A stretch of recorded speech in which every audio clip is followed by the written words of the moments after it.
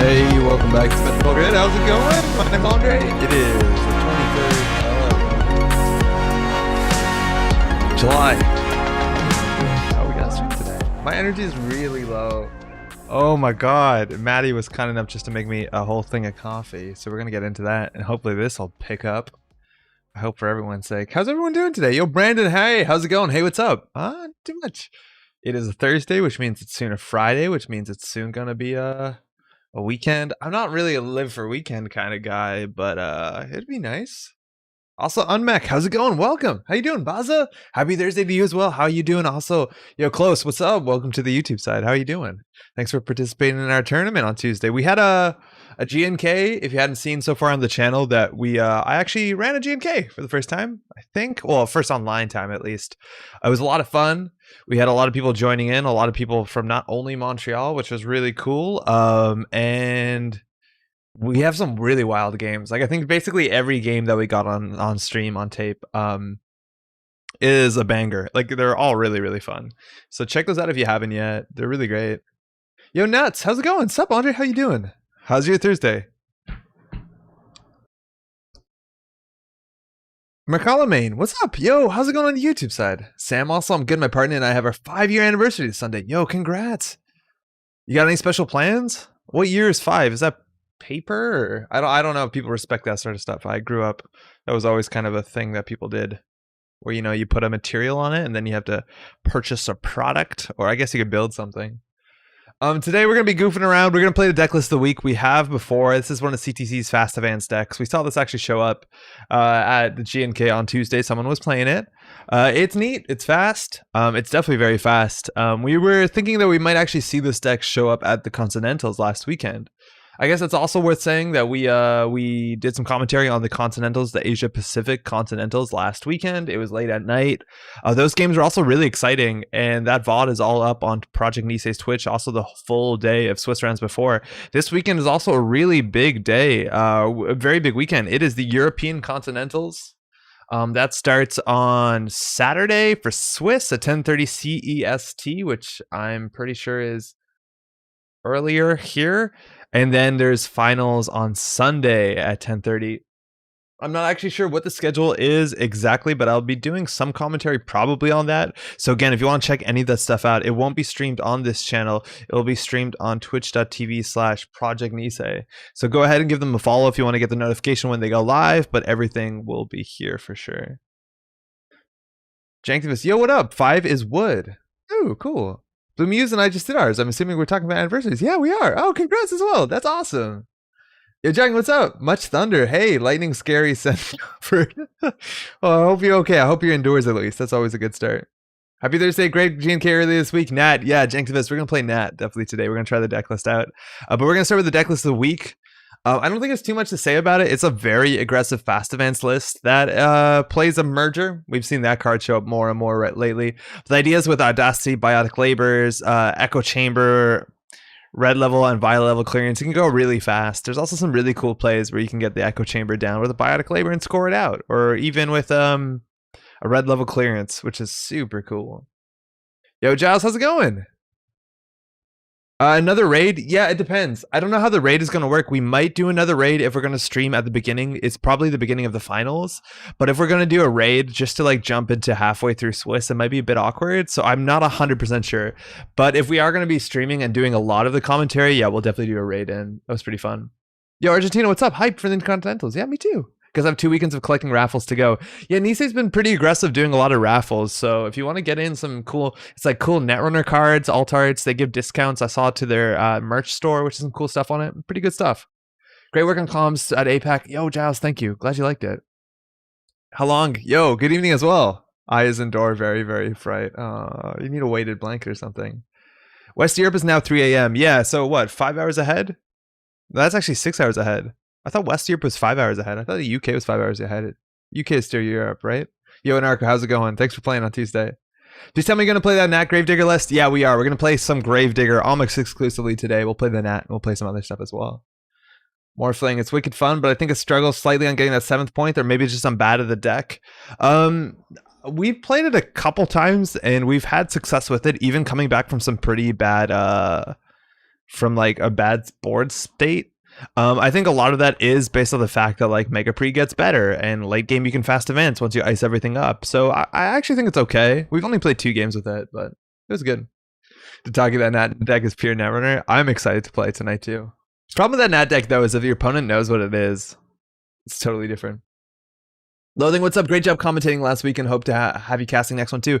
Yeah, I'm definitely going to be involved to some extent in Europe. I know I'm going to be involved even more in North America, which is 2 weekends for now. I appreciate the kind words. Let me tell you, commentating is so much fun. It really is so much fun, at least for me. If there's like a choice between playing in a tournament and commentating, I'll take commentating like 9.5 out of 10 times, let me tell you. Is it Nat combo? Yo, Jester, it's not exactly combo. It's a mill deck. It's not like some wild Fear the Masses super turn stuff. It just keeps pressure on with Contaminate Gravedigger and with Fisk Investment Seminar and recurring all that stuff with labor rights. It's pretty good. It's pretty cool. But it's not straight combo. Injected right into my veins. Well, unfortunately, that one rotated. But we'll figure it out. I'm gonna pour myself some coffee. Last time I drank coffee this late, it was actually later than that, was during the APAC, and boy, did I talk fast, but I think I need it. I think I fell asleep on the couch. I woke up at 8:30, and then I had 15 minutes to set this up, so we're all in good hands. Since I had regional decks last year? No way. Do you still have a list? Yo, Tobel, how's it going? Welcome. How's your Thursday? Roos, okay, we're in. We got a game. Let's see how fast we can go against Apex. Apex doesn't really have any fast advanced threat. Not a lot of a threat anyways. Thanks, you too. I'm glad that the Apex icon player is committing to the Apex. Opening hand is Mega Pre, Audacity, and 2 ice. I think we can do better than this. Scoring a Mega Pre early, we don't really want to do that. The ice we have is okay, and early Gatekeeper is good. It's also if they are specifically playing Endless Hunger, which they usually aren't. It's worth noting Turing has an interesting subroutine because it's not an end the run. Violet Level Clearance is probably the best card in our hand. You gotta mulligan it. Yeah, that's a lot better, I guess.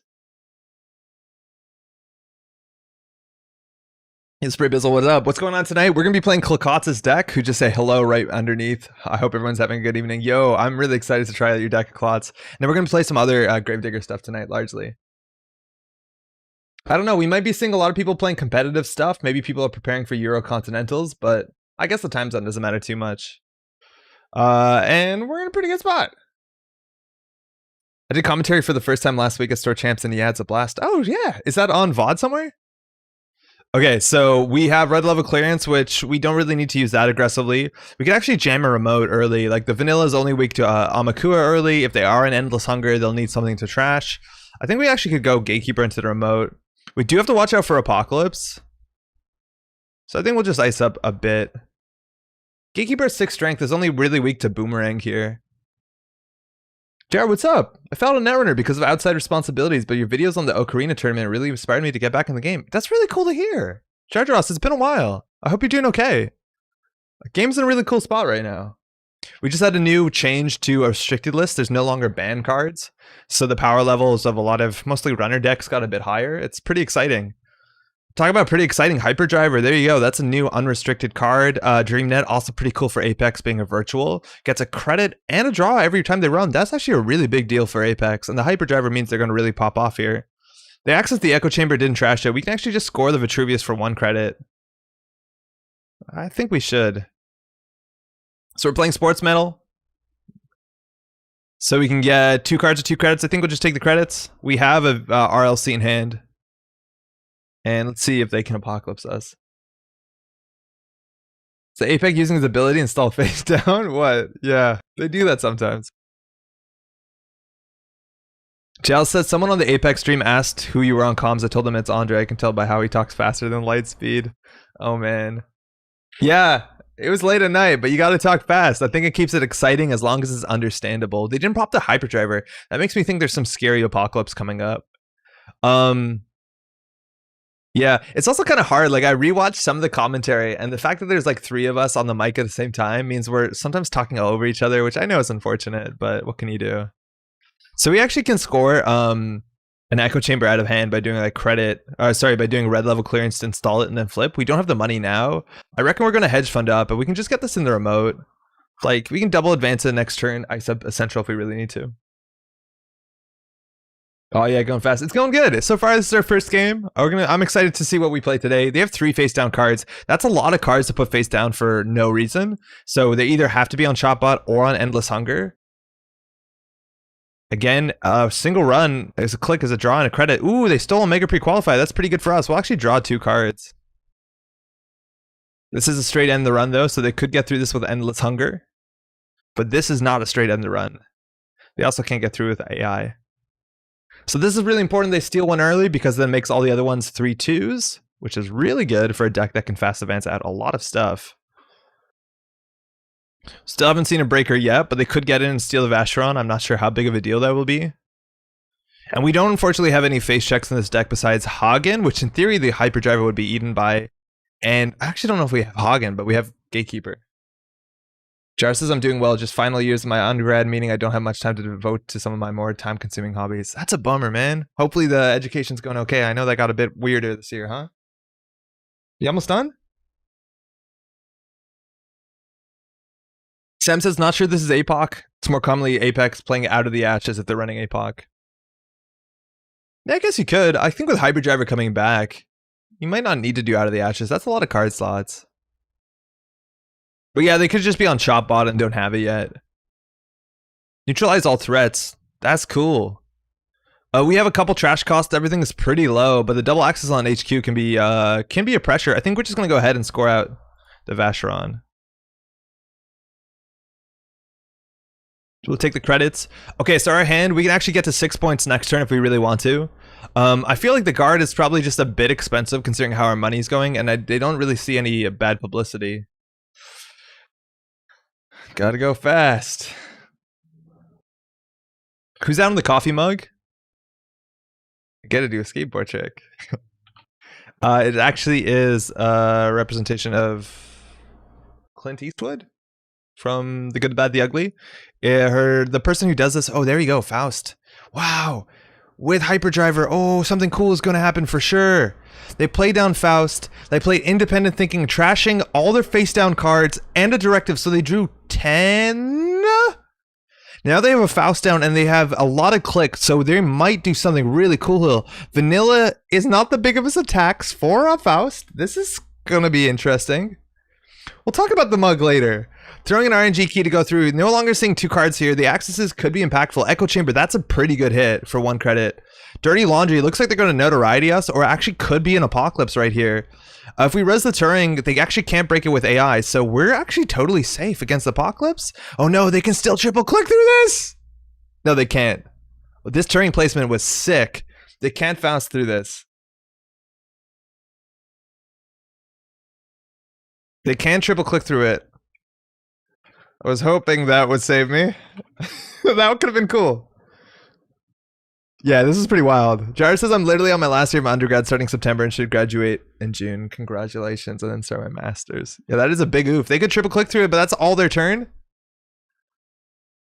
Oh, I have to hit that button, excuse me. They might have been on Apocalypse. I think with their board state they easily could have been. We see in the simulator though, that kind of means a bigger rig that stays around. So they've hit this. They could triple click through it for a single axis, but we're just going to fire the end of the run. Boomerang gets through this. They still no, they don't have really enough clicks. So this mug comes from an artist, a Slovenian artist, called Polona, and she does a lot of like pop art stuff. Her mugs are really well known. But she'll just have famous like people on them with kind of puns, sometimes in Slovenian, sometimes in English. My sister collects them. They're really nice. This one is I got when Maddie and I went to Slovenia last year. I have one that I've had for a longer time that is oh, here's a reboot. So they have 5 more cards down, which is really good if they want to play Independent Thinking. I have another one that has what's his name? Josef Tito on it, the dictator of Yugoslavia. We got Marilyn Monroe. There's a lot of scientists, a lot of artists. The art styles are really cool. And there's an assimilator, so they can spend 2 turns to flip over a face-down card, and we actually know what these cards are. So neutralize all threat, heartbeat, assimilators, and RNG key. Now they did totally snipe out our echo chamber, but in theory, if we just like now draw into a Vitruvius or a Mega Brief qualifier, we will win the game. So we actually can just start here with draw 2. We could still win the game here if we draw something. I just hit gain 2 credits instead of draw 2 cards. Okay, so we can't win. That's okay. Double Audacity, not too strong. We can put Rashida in the remote and maybe just click for a credit. Even if they Apocalypse us, we're in a pretty good spot. If we top deck a 3-2, we win. A merger. The merger. One of the 2 Vitruviuses or one of the 2 Mega Prees. Kelf, what's up? Andre, what do you think will win Continentals? It's really hard to say. Eric gave a pretty damning interview about what he thinks is good and what he thinks is not good. We res the Gatekeeper. We can't Audacity out next turn, so I'm pretty okay with this. Titans seem to do well. I think we know what's good. The big question is whether there's some cool spice out there that we can't tell. But if you ask me going into the Asia Pacific, I thought Titan was a pretty safe bet. I think any sort of fast advance combo deck seems pretty all right. Asa group seems to be still very good. Fully operational is a hell of a card. Again, I kind of agree where CTM is. If you're a good player and you're teched against CTM, that matchup is actually pretty difficult. They do have an Apocalypse, throwing one out right here. On the runner side, I think we're going to see Leela 419. I don't know if Haley's still just there yet. I think that list has to get a bit more optimization into it. On the Anarch side, I love the freedom that was played by Eric. I find that sort of disruption be very good in a meta that, you know, that works. Adam will top 8. Heard it here before. They could. Adam really could. Why is this the meta? Why? What's so wrong with the meta? If you say Wayland, I won't play in it. Oh, yeah, wow. Actually, that's totally worth saying. I definitely think Wayland is the most likely to win the tournament. I think the outfit is good. Argus is good. Titan is good. I think Wayland has a couple IDs that definitely represent top picks. I think we're just drawing. Now we can do credit hedge fund. It's not particularly great. We don't even need to play the hedge fund. Like we could just ice up a central again.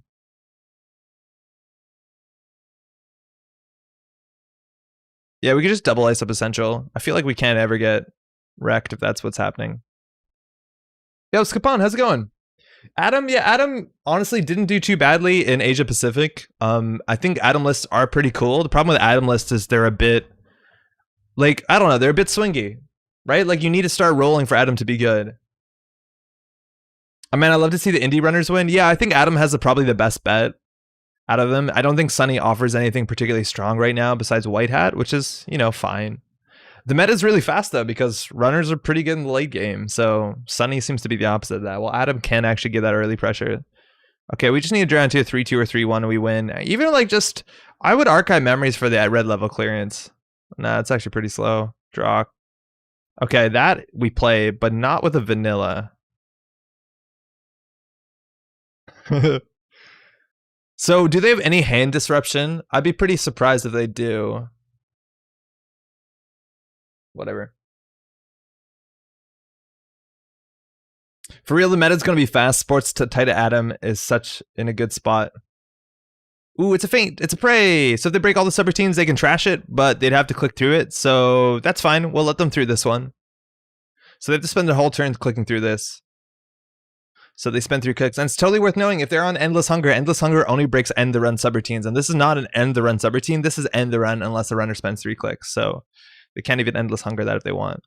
They have to trash 2 of their install cards. Not a big problem when they have so many face downs. Dreamneck or replace some of those cards in hand. And we're not going to draw into the winning agenda. But we could. Good luck us. All right. Well, we have some agendas. I think this will just take pressure into HQ. Honestly, maybe that was a bad play, but we need to draw through our deck. So that's a Turing again, my friend. Oh, I hit continue to pass ice. That's not right. Fire and broken subs, excuse me.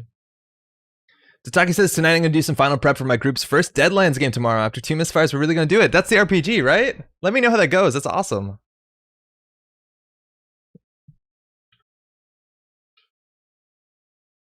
I would never hate Apex.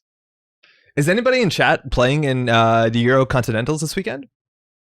I want to see what the numbers are like. Like I imagine there'll be more playing Euros than anything else. Oh, then sorry, Asia Pacific. North America is probably still big, but I think there's more people playing in Europe.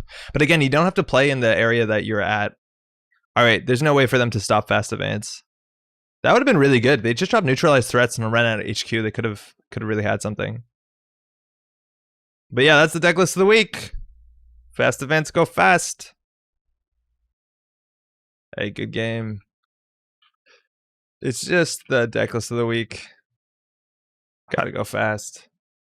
I got told the ticket sales were roughly even. Oh, that's actually really cool. Okay, cool. Sir Loathing says I'll be playing an NA. I'll look out for you then. Euro hype, yeah. It is the RPG. It's the new Kickstarter one. I played the original one 15 years ago and I'm excited to try it again.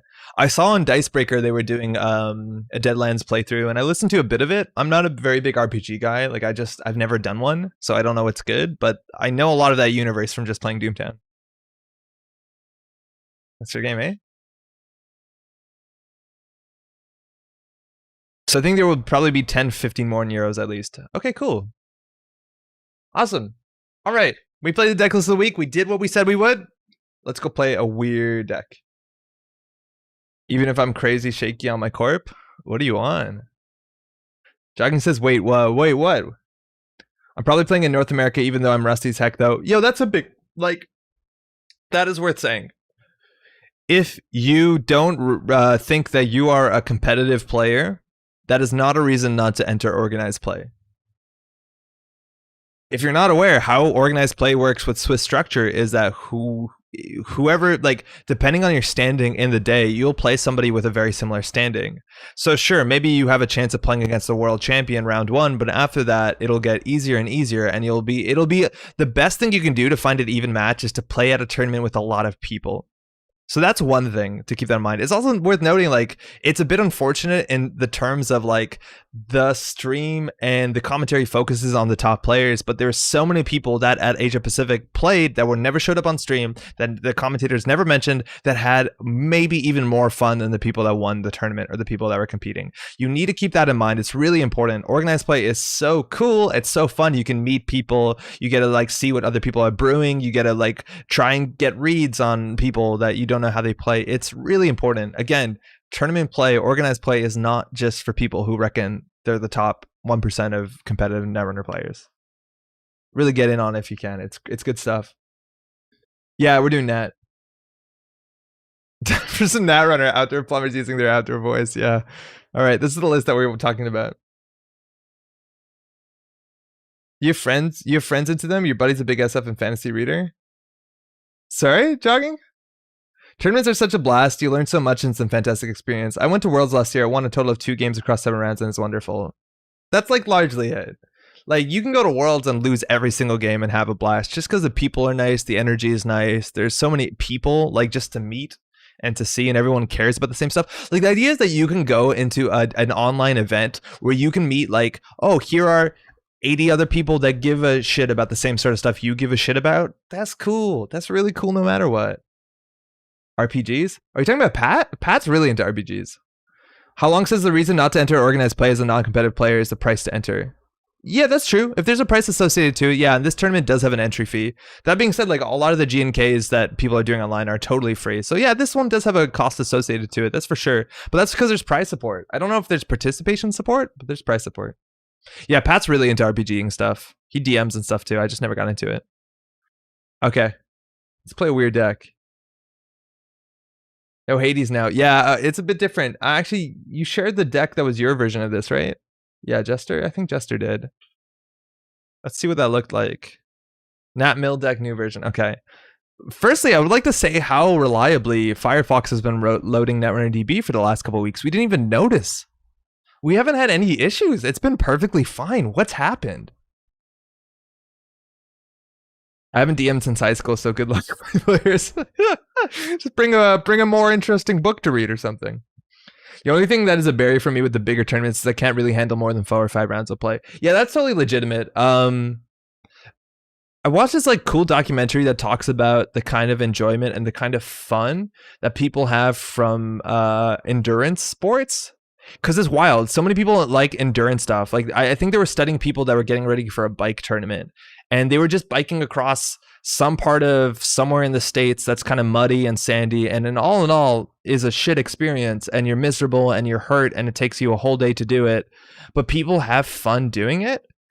And that's sort of, I'm not comparing that exactly to Netrunner, but there's this weird, interesting part of your mind that you access once you do something for so long, and you're into this like, oh, just another, that's sort of like pushing yourself. It's weird. It's something that not a lot of people talk about when they think about fun, but at the end of the day, like, people enjoy that stuff for some reason.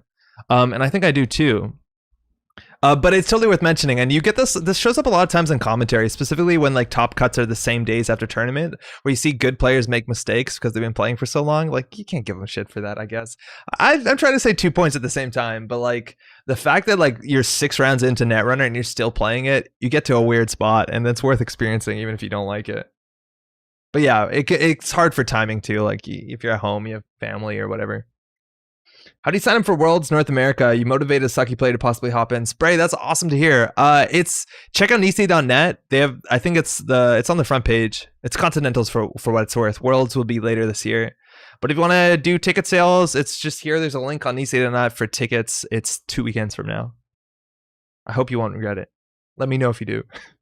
My experience with Netrunner lists is that they are fun as fuck to play, but you're going to get a lot of hate. I think we are, but because some people know who we are, hopefully it's not going to get too toxic. That's kind of the streamer thing, I hope. This is an old version just to show you what's happening here. We got some really cool deck. We got to see this deck in action on Tuesday, and it's pretty wild. Okay. Diogen, what up? There's so many more RPGs now than before. Helios also, how's it going? I do the hydrate and the snacking, but my brain just gets tired and I can't go on. Yeah, it happens. It's called mastery runners improving themselves. Is that what it's called? I think that's the one. Thanos, what's up? Both the Klukot's decks were awesome on Tuesday. They're really cool. I actually would like to see the other one deck. Okay, so this is what we're doing here. This is Nat. And Nat is a runner that came out in Reign and Reverie. It's a very underrepresented runner in all aspects, height included. It's a 40-15. It has an ability on it, but you're going to ignore that ability besides the flavor text. The flavor text is sweet, but basically you're playing this because you can play a 40 deck minimum card, and we want that because we're playing a non-interactive combo kind of deck to some extent, and having fewer cards in our deck means we're more reliably getting to the parts we need to. I think there is an argument to play this in a bigger deck to have a better ability, but the amount of running we do, it's probably not worth it. I think all the identities care about running largely, so this is not going to be amazing for us. So what are we doing? We're basically attacking the runner. We're a mill deck, or sorry, attacking the corp. So as you know, you as a runner, you win the game if you steal 7 points of agendas at least from the corp. You also win if the corp has to draw a card and they cannot. So we're trying to make sure that the corp is going to run out of cards to draw. And there's a couple ways we can do that. And one of the biggest things that's changed is labor rights is now unrestricted, so we can play 3 of this. I don't know if there's any previously other restricted cards in this list, so it doesn't change too much, but it definitely helps. So we have Fisk Investment Seminar. It's only a 2 of in this deck, but basically you can force each player to draw 3 cards.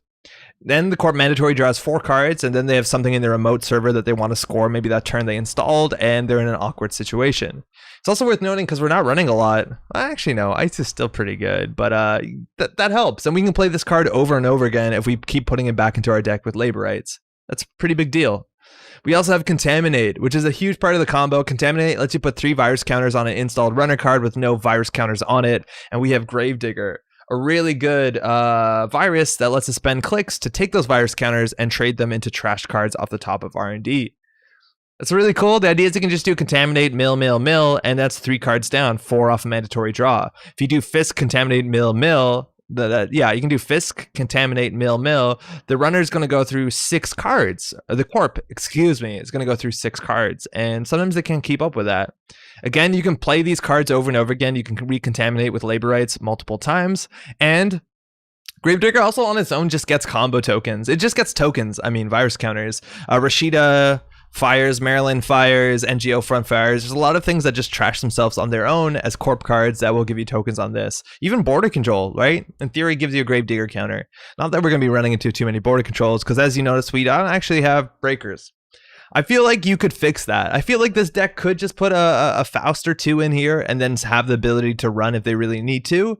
Right now, the only thing we have that is if we can run if we need to is a single run amok for pressure. If the Corp wants to rush out with a single piece of ice, you can kind of make him feel a bit silly, but it's a possibility.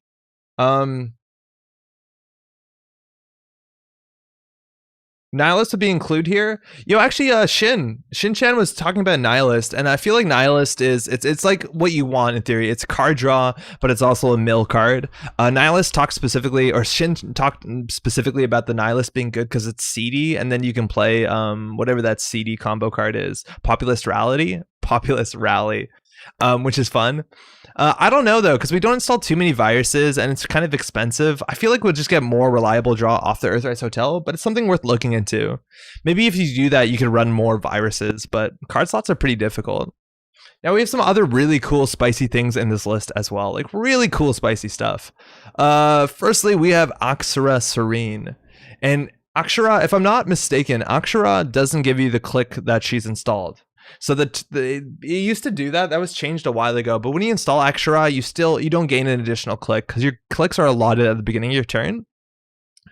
Now, it's an ability in some matchups you actually could leave up. If they're playing a lot of 5/3s, you could leave this thing up and just have more clicks on each turn. That could help you win. But largely, you're playing this because you have the Price of Freedom. One of the few cards that doesn't only stop fast advance, but it stops advance. The idea is that you can play Akshara, you can forfeit her, or what do they use? Trash? They use trash, right? Trash, yeah. And you can trash her, and they can't advance. It buys you another turn, right? And that's important because every turn you can hopefully mill them 3 cards with either Fisk or your Contaminate. It's really cool. On top of that, we have Love Good, which is interesting because we are playing the Black File, which is so cool. If the Corp even gets the game point, you can get this on the table. You can surprise them by getting this on the table with cards like Gachapon. You can keep it on the table for a bit longer with Dr. Lovegood, or more like you can install it earlier and keep it around without it gaining power counters by blanking it. But the idea is that even if the Corp scores out to 7, they still have to survive 2 or 3 more turns while you're still aggressively milling them out. So it's pretty hard. Loathing says it doesn't stop Deddy. Yeah, it's for what it's worth. Price of Freedom stops advancing cards, but there is a fair few cards that say you move advancement counters or place advancement counters. You don't stop those, but the action of advancing, as it is on your basic ability card, it does stop, but it's not foolproof. This deck also has spoilers, which it's probably fine. It mills you a couple cards. If they're on 3-pointer agendas, this is not amazing. There's a couple cards here that stand out as like being not particularly too shiny. I'm not a big fan of the Paladin Puemo. I know it's a virtual, so that's kind of cool that you can dig out with Gachapon. I feel like a Faust could be in here. I'm not in love with the spoilers, but they're probably good enough. Daily Cast is just clickless economy. I wonder if there's something else that you could play that's technically more money in the long run. 2 Gachapon is kind of neat. You have a 0. I don't know if you need the 0, but I could see it being card draw, and then you have a buffer drive. It lets you recur some cards later in the game. It's a recursion effect. It also helps against damage. There's some cool stuff. Diogenes says I tried Faust with this deck. No good. Woof. Caught 1 Price of Freedom for 3 Fisk. I would actually believe, I don't know, I want to try this because this seems really strong, but 3 Fisks also seems really good. It looks like in the write-up, Clicot said specifically that a 3rd Fisk was cut for a piece at a time and a buffer drive, and I do like piece at a time in this deck. I don't know with infinite money whether they can still win the game based off of speed. I think Populist Rallies were worth looking into. I feel like you could also do some Fear No Masses nonsense, but that's probably too many card slots. It's also worth noting, like, you could play Page Piper and probably play a 45 or 50 card deck. Page Piper, maybe you have to put in some like Ramagen Reliance, install 1, remove 5. Like, you could do some cool stuff with that. But on its own, this deck has some really big weaknesses. The best thing is if your opponent doesn't know what you're up to and tries to play like a slower game and not just like rush aggressively to 7 points, you could see them getting milled out. You really could. Questing Beasts also has a good list. Oh, it's for DMing stuff. Chaos, what's up? 1 Vigil is very good in this list. It speeds you up. Oh, that's actually quite nice. Yeah, I like the Vigil more than the 0. Vigil's really cool because with Fisk, they'll probably be at hand size. I do like that a lot. Also, 1x Crypsis would work well as a last-ditch get-in using Contaminate plus Stimhack. Paladin plus Spoilers does a lot for your money. Spoilers does a lot for our money? What do you mean? Sam says I think you should cut the Puemo.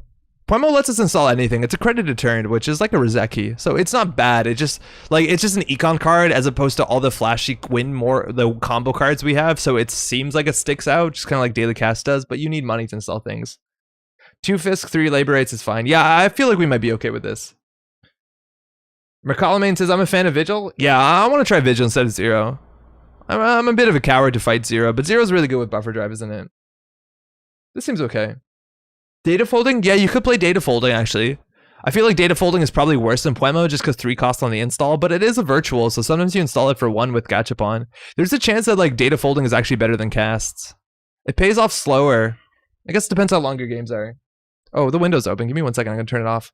Jareth, how's it going?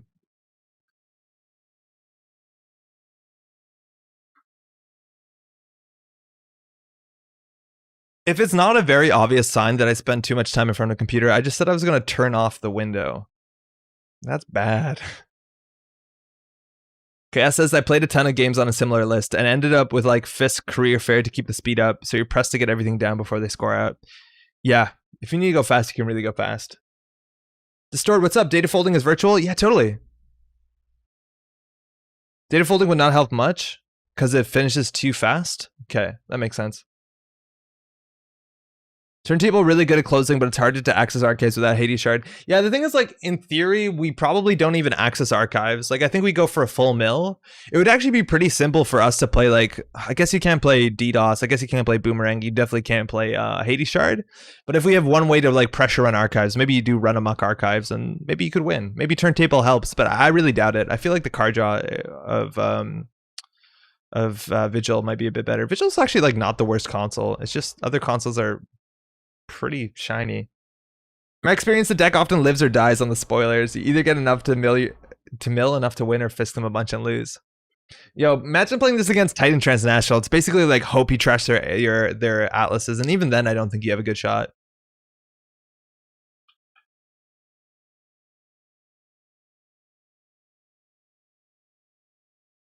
Nathaniel? Yeah, Nathaniel Nat.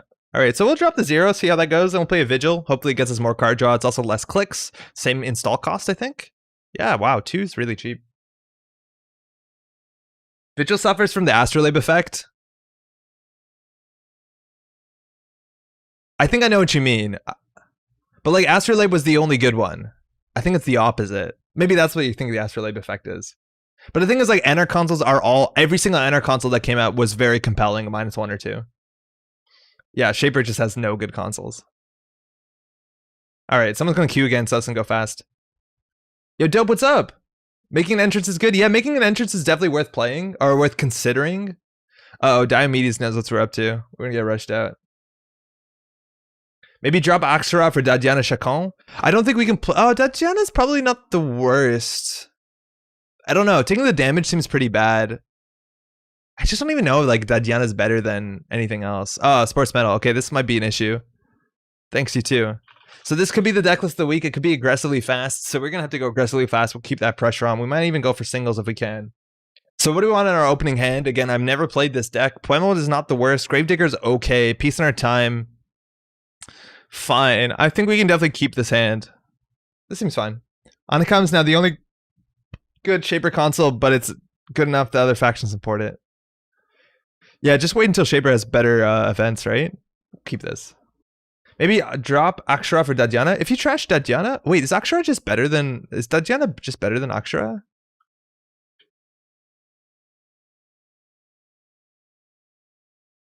Yeah. Yeah.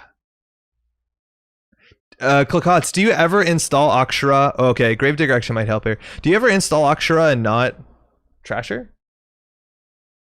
When Rashida trash, it gives a counter on Gravedigger? Yeah, totally. Gravedigger will fire off a lot of stuff.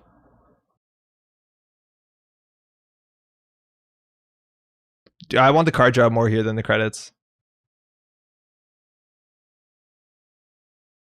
Peace Paladin? Oh, I totally forgot about to play Paladin. Whoops. I was playing Gravedigger here to get around Rashida. I wonder if they can score out 7 points on a turn. Honestly, I kind of want to trash stuff. Did they do the custom I've had worse art for the BLM tournament? Yeah, yo, Chris, how's it going? That is exactly it. I don't know who the artist on this is, but it's on JNet now. It's pretty great. Yeah, any trash here now gives us value, which is kind of neat.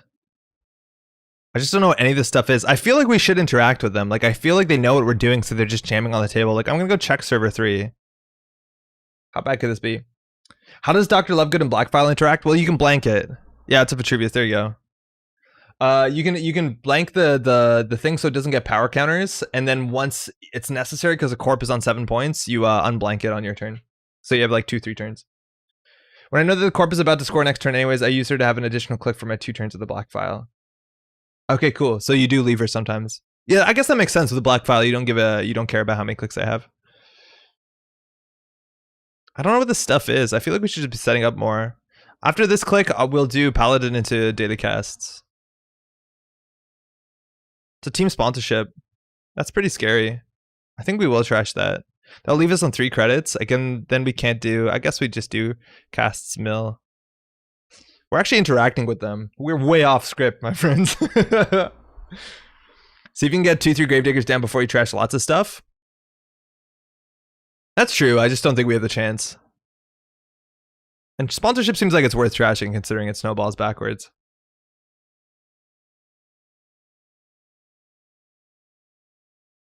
Seems like it makes the black file last forever, which is pretty strong. It doesn't because it's blank on the it's not blank on the corpse turn, and if you blank it on your turn, you lose the game. The order here doesn't matter. Spoilers down early enough is pretty sweet. That Puemo could have been value here. We gotta do something really awkward. We have no money. I think we just credit and then like run R&D and hope we have 1 credit to trash a Rashida or something. We have to watch out for what's it called? A Hagen will eat our Gravedigger. It's a vanilla. That's our weakness, is vanilla. Scroll chat log? Yeah, thank you. It'd be cool to have the option to do more art in JNet. You do. Chris, you totally do. If you donate, you have the option to choose the art of basically all your cards that have alternate card art options. You just have to donate, if I'm not mistaken. And run, well, okay, I guess. You win this one, my friend. Oh, they res the sponsorship and they iced it. They know what's good. So spoilers is going to happen on our turn after they sponsorship. That's the only good thing that we've got going. When those 2 runs in turn, you made as many runs as me in 10 games. So they installed another team sponsorship on the table, which again is going to be a problem. Fisking them here seems pretty awkward. Oh man, I don't know what to do. I really don't know what to do. I think we should aggressively Gachapon, but what are we getting at the Gachapon at this point? Is spoilers? DreamNet?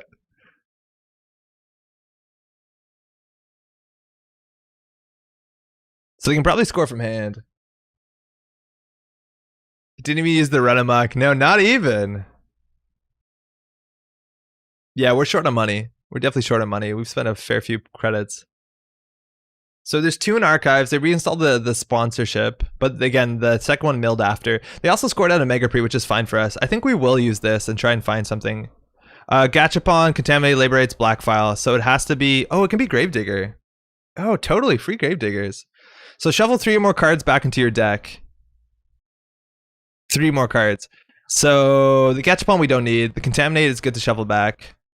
Liberates and Black File. I guess the Liberates is not that good. So now we trash a card. We could run trash a card and then mill.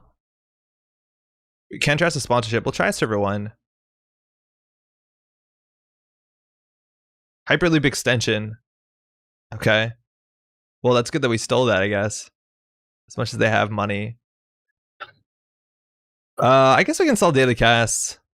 We can't trash the sponsorship. They could fast events out pretty easily. I think we will put down the casts for 1. We got credits on Paladin Puemo there. Oh, we have 1 more click. Oh, never mind. We're good at this. We'll run HQ, I guess. Could be clicking for credit here. Game Changer. That's a trash. It has to be an installed card, though, for Gravedigger.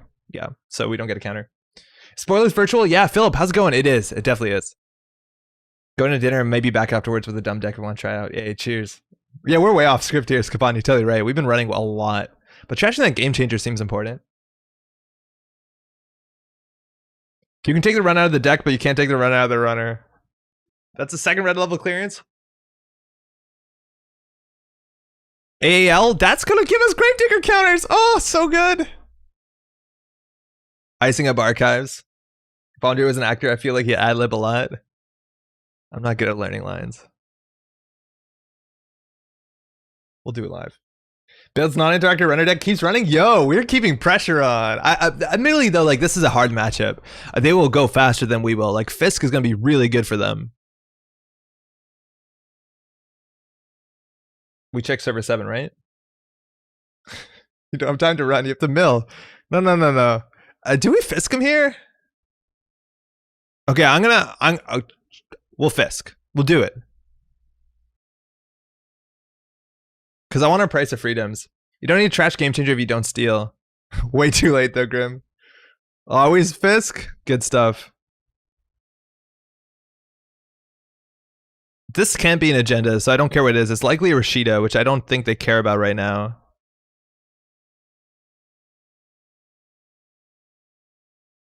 Okay, what's good? Oh, shit. We should install the Earthrise. Wait. Yeah, we have money coming in. We want to install the Earthrise. Worst card here. I've had a worse draw. Run Amok seems really important. Buffer Drive is probably a bit too slow, but I usually say that. We have 2 more of these. We don't need it. The goal is to win on agendas. Is to bankrupt the court both morally and psychologically. Yeah, Brick. Yeah, the Earthrise is way better. We have 4 credits coming in plus Poimo. We'll be able to play whatever we draw. I just didn't think we had money for some reason. So we can run Amok this shit. Oh, it's a Jeeves in server 7. We need to get that done. Jeeves with Akshara? Oh, it's not good. Oh, they know about a run Amok. And they're just icing up archives. Like again, Hades Shard would have helped so much. In theory, you could also put like EMP device up in here. So we got some issues, right? Because Jeeves for Vitruvius counter is a problem. There's 2 team sponsorships. Like I don't know how we can dig out of this. This is a really rough matchup. Oh wait, we have a price of freedom and we trash Akshara. Ah, beans. I think we'd gamble trash the Jeeves mill too. Sell the buffer drive so the Earthrise will drive the Fisk, which you can recur from archives. Yeah, that's a next level play. That's too smart for us, man. We can't price Paladin. It has to be connection. Just can't be anything.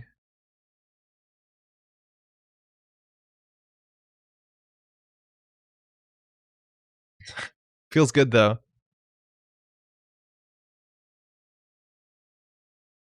Mill 1. And then we'll pop this before Earthrise to get the Fisk back to be really annoying. If they score. Yeah, they're going to score, so we're going to Fisk them. Hopefully that's good for us. I don't know. They make money when they score too. Like, it's really hard. But at least they're not going to score Vitruvius with a token. Oh, wow. That's another card in hand. Their assembly lines are not good. Akshara seems weird versus like Councilman. They changed the ruling so it doesn't give you the click when you play. Exactly. You don't get the click. Honestly, Councilman probably is even better than this list. Like, Akshara is probably comparable to both Dadiana Chacon and Councilman.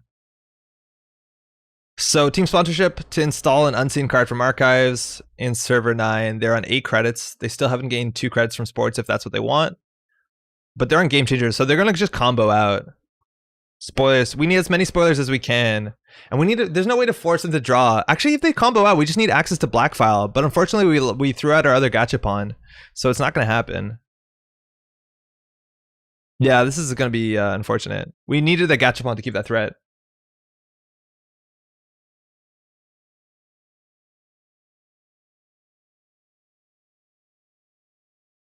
The Janishikon is really funny if you're playing Price of Freedom. Watching 3 streams is going to be a little quiet. Sorry? Corporate Defector? Yeah, they're just not going to draw, though. Fiskum. Okay, here we got it. So we'll Akshara. We'll Price of Freedom it. I don't know how good that play is. Do we know what server 10 is? No. I think we actually install daily casts.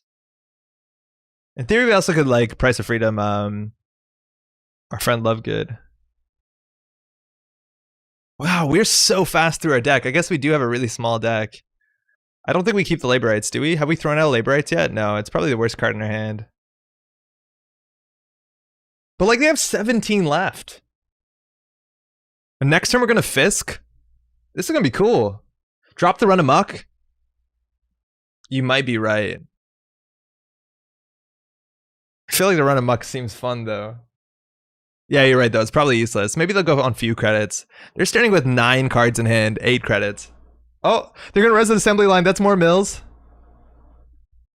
Oh, actually, they don't have to use it. They did use it. Why do they use that? Fisk triple mill? I wish we had more spoilers because they're gonna score a lot of 1-pointers.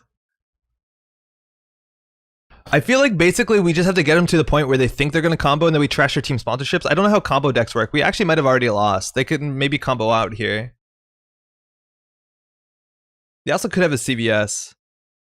But like, if you don't know this list, it's the sort of list that would have like a Arella Salvatore with a calibration test cycling, and we just lose. Like, we can't stop that combo unless we get the black file up. We'll always be fisking. Well, let's see what we draw off of Earthrise first.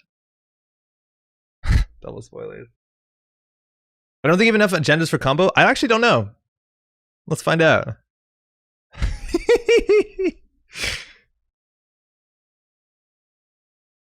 I hope not. Wow, black file in the bottom 9. You can just trash Team Spo? Yeah, we can trash one of them. I think we should.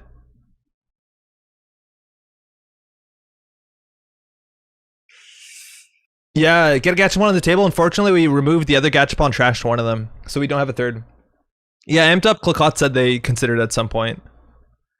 The other freedom through equality would have been sweet here. So when you start trashing stuff, I think we can trash a team spawn. But we also could just like mill 3. I'll trash a single team spawn and then mill. Crypsis Contaminate? Yeah, maybe. For archives, I think that's pretty neat. There could be a Jeeves on the table pretty easily. So spoilers, how good is spoilers here? I think we said the run amok is bad. I agree with that. How much more card draw do we have? We have 2 more I've had worsts, and we're gonna recur Fisk, so I don't think we need the vigil. Not that MU is gonna be a problem. Contaminate is honestly, we have 2 more. We don't need it. What about them spoilers? I don't know how good they are. They might be good. The thing is, like, they score out all their agendas in 1 turn. The fact they're only on 2 points though, like we could install these and they would have been 1 mil each, but they're probably gonna be more than 1 mil each. You're right. Wow, they're gonna trash Bass Chiraboga. That's more counters. Like, we have 6 mil on the table. Wow. Yeah, you're right, though. Spoilers are very good against this low agenda suite. Yeah, we could have got spoilers as there. Yeah, so what else did we do there? What did we do last click? Legit forgot Crypsis was in? Yeah, Crypsis is always going to be around, right? They're resing another Bass, and they're just doing Bass combos? They use team sponsorship to install Bass Chiraboga from archives. They get a free res it. That's a pretty mean combo. So now they have 2 clicks. This is where Akshara shine with lots of counters on Gravedigger. Yeah, I get it. But the thing is, if we give them an Akshara click and we can't price a freedom it, we're in a really ugly spot. They also could have a Cyberdex Fire Suite at some point, but we can mill 6, which means that they have basically 1 turn to get to 4, but we probably have to trash Bass. If you have Blackfile on the table with Lovegood, they literally can't score it if you have spoilers. That's true. We just need to draw into our, we need to blank our Blackfile and we're okay. Yeah, if we get Blackfile, we win, right? Pretty sure. Yeah, we should just draw into Blackfile. I don't think that we can lose.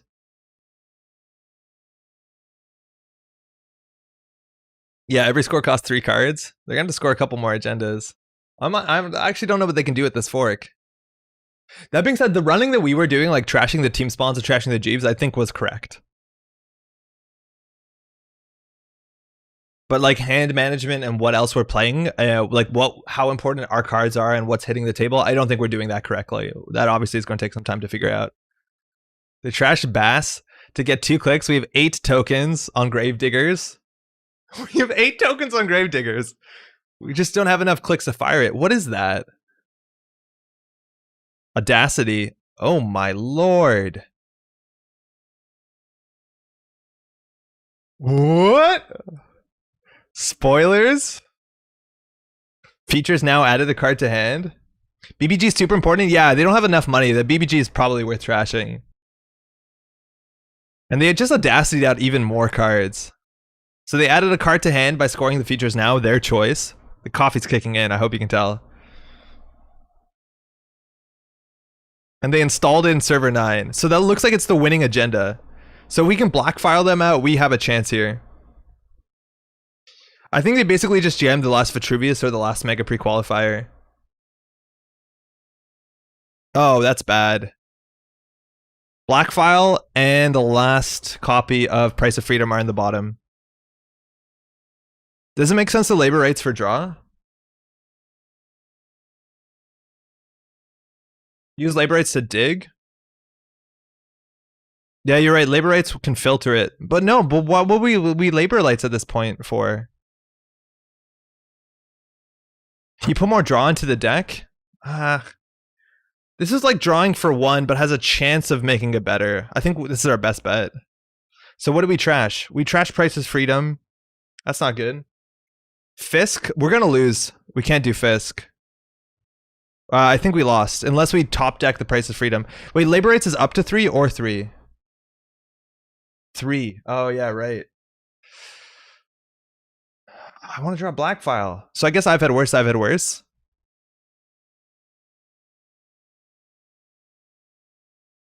Nice. Alright, just in time. Earthrise seems bad right now. So this is the black file. They cannot win the game unless we're flatlined. And we have 3 turns. Oh, Gachapon. Actually, Gachapon was cute there. We don't need another Gravedigger. So I reckon here they purge. Dump the Run Amok.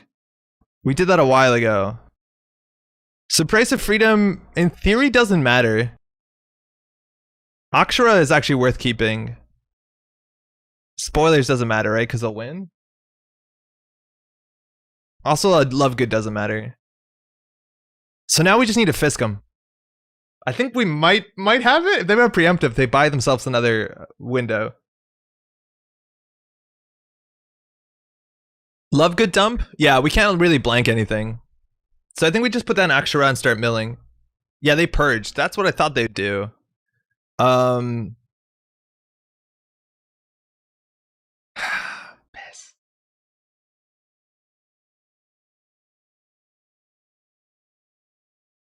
So they didn't score out, so this is still a valuable combo. So now we labor rights, right? Like we labor rights for Contaminate and for Fisk.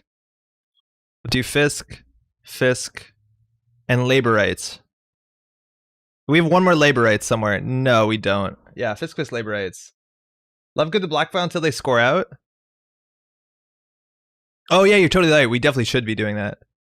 So we need to draw once to draw Fisk, and then we'll install Love Good. We're in a good spot. We can't use the credit to install Love Good, though. It's not a... And I think we Axera, right? We Axera, right? Trash Breaker Break Grid? I don't think it matters. Oh, yeah, actually, I do like the Trash Breaker Break Grid. But if we play Axera... Nah. Do we play Axera?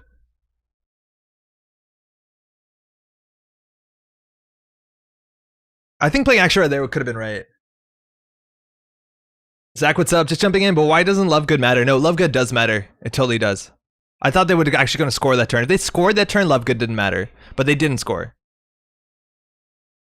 So we're going to blank the black file. So it forces them to actually spend a turn scoring out. And then we can do Fisk into Fisk and we win.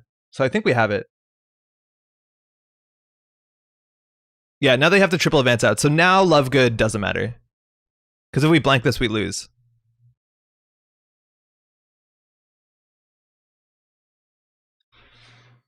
So now we Fisk. GG, yeah, I think so. And now we have a Fisk next turn, so it doesn't matter what we do. We mill, we win.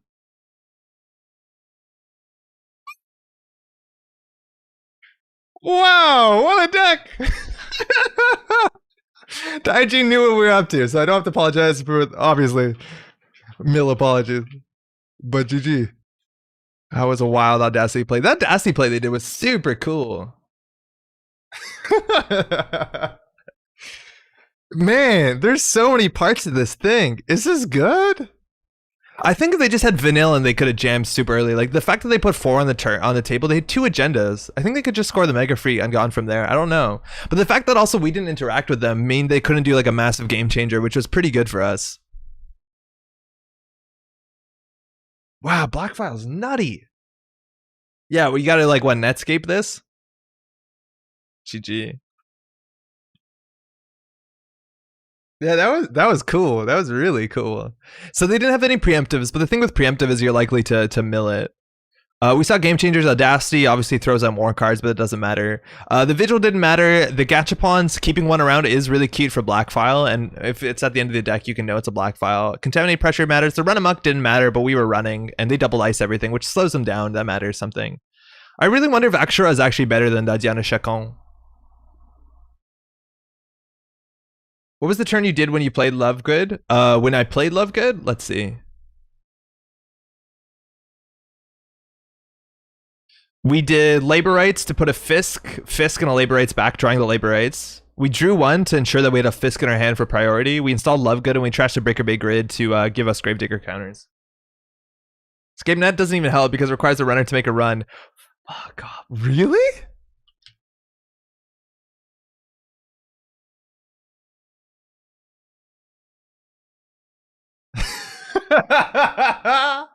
Oh yeah, okay, cool. All right, let's run that back. Let's run that back. Okay, that's awesome. So obviously it's really hard to get slots for Gravedigger, but just putting Gravedigger into a deck, it gets counters on its own, right? Like assembly lines is one thing, but I don't know, they didn't Rashida. I guess you don't Rashida in this deck. You think Akshara is definitely better than Dadyana? The thing is, Zach, is they changed how Akshara works, so you don't get the click the turn you install her. She's obviously really good at the end game, but maybe you don't need 3. Maybe you do 2-1. Even like Councilman is kind of neat. I think Councilman's interesting. I don't know exactly what it does.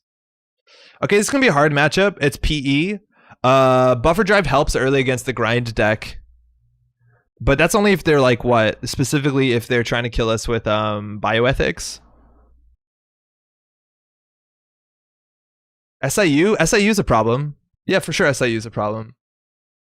This isn't the deck of the week, no, but it might be at some point. Can you just keep Blackfile in your hand until you need it? Yeah, you can. Sometimes you can't, but sometimes you can.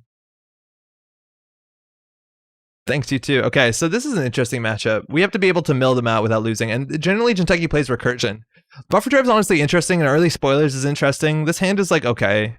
Yeah, I think the Buffer Drive is probably worth it against damage decks. Bring back Power Shutdown. Voter Intimidation? Yeah, only if we don't steal an agenda. Or we do steal an agenda, I mean. Oh, 10 o'clock coffee, let's go. Oh, Mushin no Shin, okay, well. The Great Equalizer.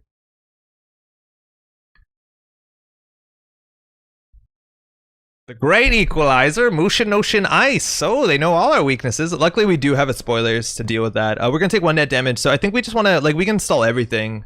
I guess no, in theory, we don't wanna do that. We died to Ronin. Alright. We can gamble. I think we'll just do these two so we don't die to Ronin.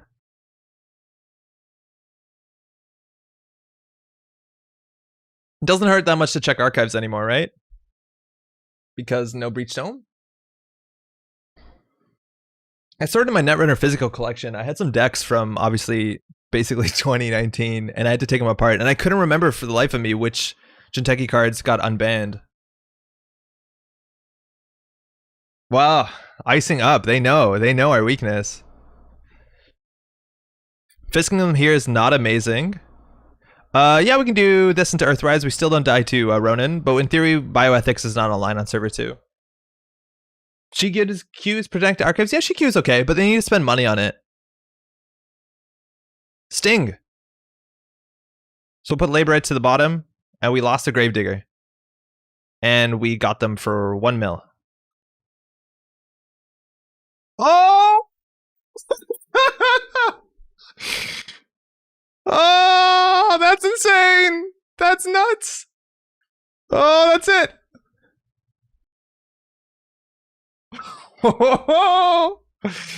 How much damage does this thing do? I was like, we have 3, we're good. I guess they couldn't have done Ronin to score. I think that the only thing you lose to is Sting into Sting. That's the only thing we lose to, right? Right, like they have a triple advanced card on the table and an unadvanced card, and we didn't run. So it can't be a bioethics. Yeah, it was wild. So what could it be, right? Like they have to do advance, flip, Ronin, and then they have to score something, and we can't get knurled. I think that's the only thing that could absolutely perfectly end us there, right? So this does X9 damage, X is an evil copy stings +1.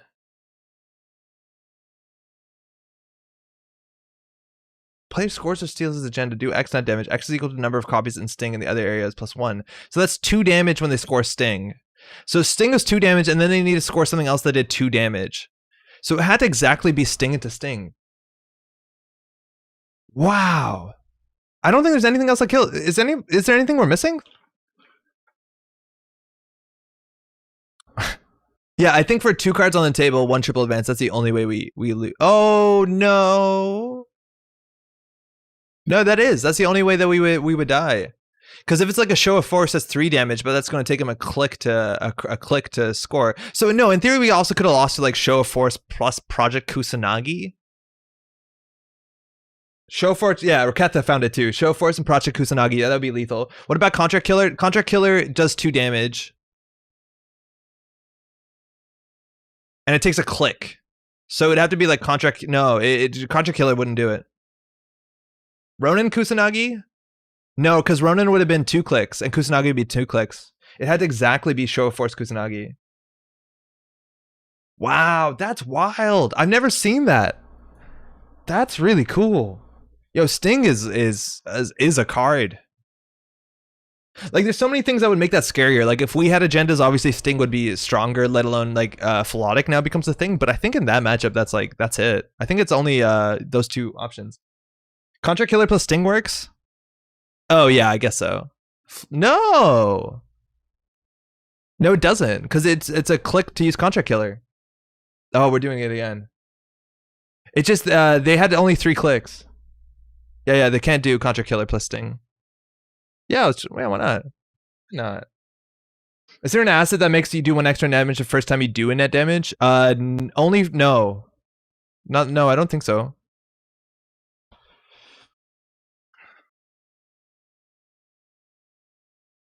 Back when bioethics were restricted, I used Sting and Chronos.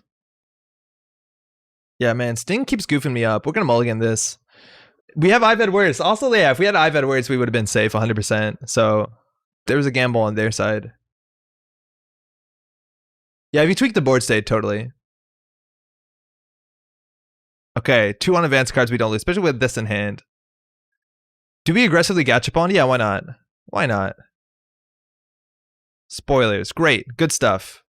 3 shuffle 3 cards back. So Price of Freedom seems good. Gamble seems good. Love Good seems good. Cast seems good. So Akshara we don't want. We have to remove another card. Love Good's interesting because it doesn't stop us from being flatlined, or like it means flatlining is important. I like Price of Freedom a fair bit. It doesn't stop Mushin. I feel like Love Good's probably the worst. No, but we'll pre-install our black file before we lose it because we don't have the other thing.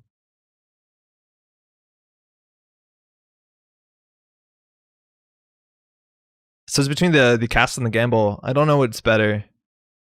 I guess the cast is technically more money, but it's slow. Alright. We'll draw once.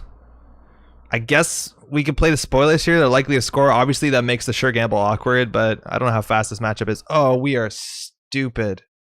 Forgot we had another click. Okay. I don't think we can die here. Double bioethics. Oh. Alright, trap decks. I don't know what to do. The thing is, like, trap decks can technically score out all in 1 turn. But I feel like we're pretty safe with an I've had worse in hand. Who knows how you can die? Yeah, apparently we don't. Apparently we don't. Alright, that's going to set up for next turn if we can afford that.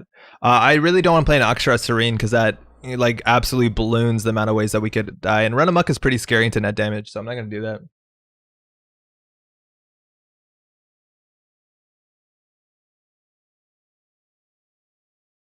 I don't know.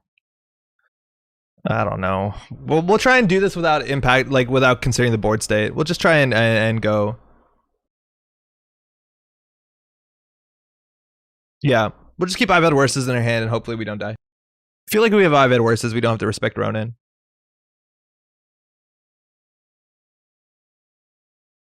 It's only gonna matter once we're at the end of our deck. Uh-oh. Upgrades. That's scary. Price Psych into Psychic Field. Oh, no, undo. I wonder if this deck ever triggered ID ability. I think Klakot's triggered it once or twice when we saw on stream at the end of the game. Alright, so in theory we can peace, but their money situation's pretty bad, so I don't want them to. Okay, that's good to keep.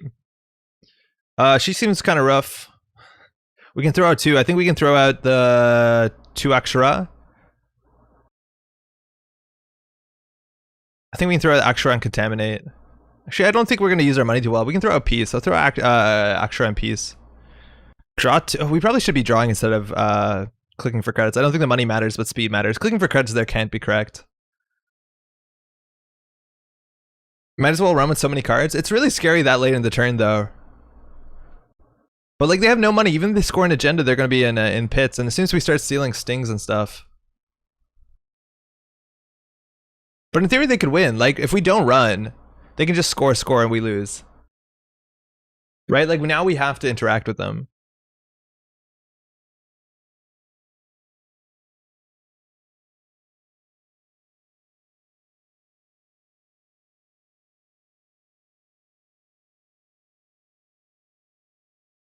Yeah, now we have to start running. Just because it's possible for them to win.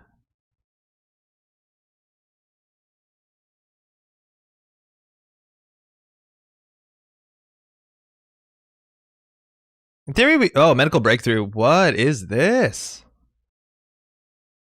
That's scary. We lost a Contaminate. I was considering putting Gravedigger down. Oh, I forgot that we had to use that. Considering putting Gravedigger down on the basis that we probably have things to trash, but they actually now can score out pretty aggressively. Us stealing one of those is obviously like worst case scenario. Now what can we run? Like this could do brain damage. It could do 4 net damage. If it does 4 net damage, we're in an okay spot unless it doesn't hit the I've had worse. If it hits I've had worse, we'll probably be at like what 4 cards, which is probably safe. We haven't milled anything. Like that's the issue. Is there 36 cards? Clicking for credits feels terrible. They have wait. No, we'll undo click. Let's just start going central, right? They only have 1 credit. They can't even find snare. They can't even find psychic field. I don't care what we hit here. He says. They have 1 credit. 3 would be scary. It's a sting. Okay. So we lost our Fisk, unfortunately, and we lost an Akshara, so we'll draw once.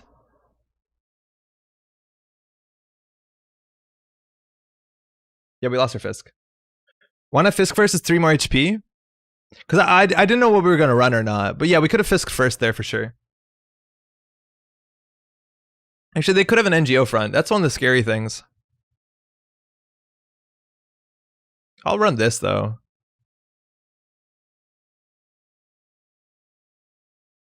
We'll just run server 7, Contaminate, and start going.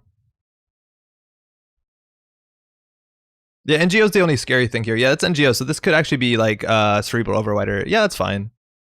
Pretty sure. We will actually trash it. Here are labor rates. Our hand size is 4. So we'll install spoilers and just mill. Okay. Yeah, 3 spoilers is now pretty okay. And they still have to score out, probably?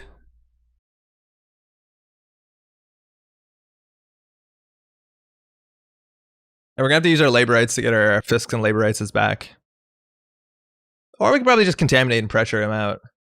4 advancement, please score an Obakata. That actually could be a Ronin. We ran, so in theory, Neural EMP is the scary thing.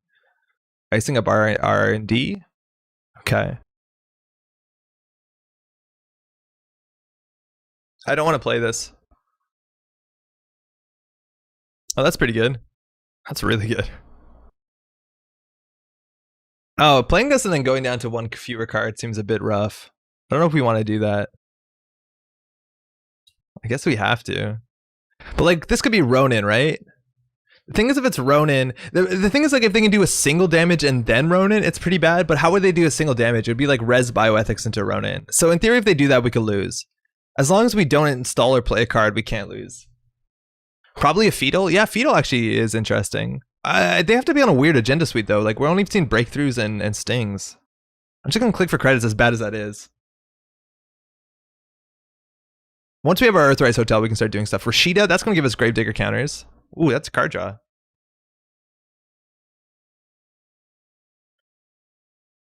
Ipikak, you don't like Jinteki? No, there's nothing wrong with Jinteki. It's just a bit, I don't know. Playing online in a bluff game is a bit different than playing in person. But also, like, I don't know. People play so totally different when it's, like, pretty low stakes. When it's just a casual game on JNet.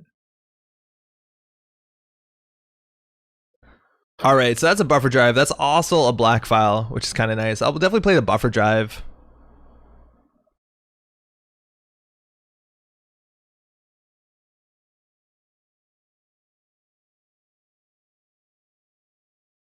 Okay. We're gonna run out of cards eventually. Now, the black file is definitely interesting as long as we don't die. Uh-oh, they're advancing up. 5 advancements. If they score an Obokata, they're a lot closer to winning the game. Archive will look tasty soon? Yeah, you're right. We could run archives, but then if we steal stings, like, oh boy, we could run archives and die. Plan B? Oh man, that'd be sick. Yeah, that's obviously really scary. I like what they're doing here. It really forces us to play the black file with we need our love good. Where's our love good? We need love good black file. That's not it. We have 2 Avid worse in the bottom 12. We have a love good 1 in 12.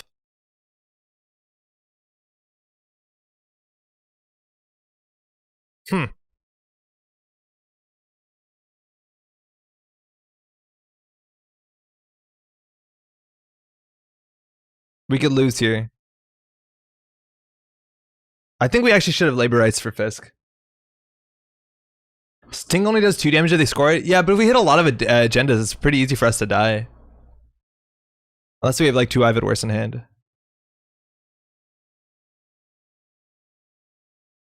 There's a chance that selling this Daily Cast was wrong. I don't even know how we spend 7 more credits this game. We also could use Plan B just to, like, on top of our deck, put a Fisk or something that we want to draw into. Yeah, I think we lose here. I think we totally lost. Yeah, we need to put the black file down. Oh man, we just did nothing. We'll put the, I guess, the labor rights. I don't know. Spoilers, spoilers, spoilers. Yeah, that's a good game. They can score at 3. We have to hope that it's a bluff, one of these. Looks like not the case. Oh, we lost our, obviously we lost our thing, but that's probably it. Do they have it? 7.1 turn? No, they don't. Oh my god. So they would have won the game if they could have. They have 15 cards left. I feel like we need to get a black file back, right?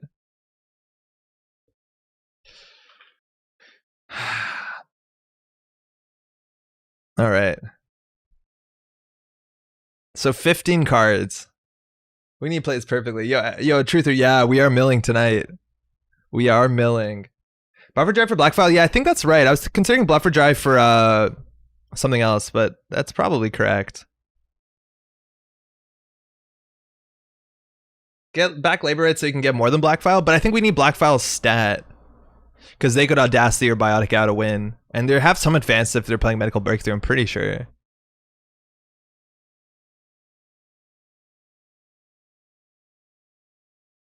We have to make sure we don't add a Ronin again.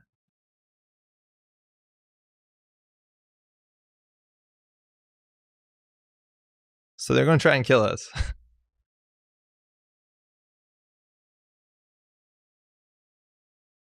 This is good enough, right? And then we can just do Contaminate Mill.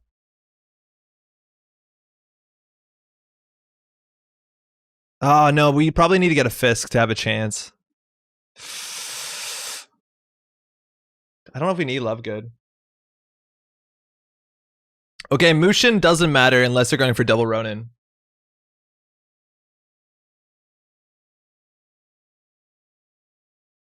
It's worth noting that this is exactly what plays around Price of Freedom. This places advancement counters instead of advancing.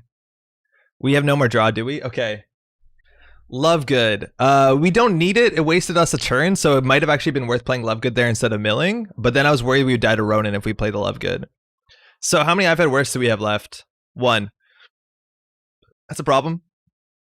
They have to end us. So they could do Ronin. So we basically need another I've had worse. We could labor rights into an I've had worse and Fisks. I think we need to definitely labor rights. So that's fine what we trash. So we'll put an I've had worse back. We'll put a Fisk and probably another labor rights. I think we need that for the safety. And we drew another I've had worse. We're so good at this game. So Ronin's 3 damage. So if we play Dr. Lovegood, yeah, we probably should just in case. We'll mill 1. Okay. All right. They have 11 cards left. It's 20 in archives, mind you. But we're kind of committed to the mill plan because stealing an Obokata gets pretty hard when you only have 9 cards left and they probably have Ronins on the table. Mill versus mill, yeah. 10 cards left for them. Unfortunately, we don't have a Fisk in hand. If we had a Fisk in hand, we could, like, obviously pop off here. Oh, they have a preemptive! Piss. So much of our work. That undoes a whole Fisk. So how many contaminates? We have to do a contaminate check, 0, a Fisk check. If we had to click this card right here, it'd be good. So we'll go ahead and blank this.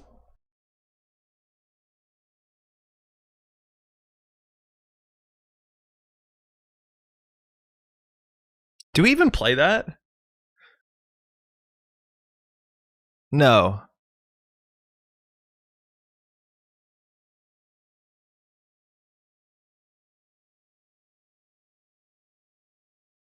I guess we wait. We're doing nothing, unfortunately. And also, they need to score the winning agenda, which will mill 3 more cards regardless of what they do. I think we're in an okay spot here. We could have actually maybe drawn harder. I don't want to labor rights, though, because, like, the problem is, like, we need to really start with a Fisk in hand. Oh, they could, in theory, quadruple Ronin us. That's why you play Councilman? I guess, yeah, I guess you play Councilman, but then they just pre-res it. Wait, what happened? They scored a medical breakthrough? And they scored a Philotic? And we're fine? Huh? Alright, so we can't blank this anymore.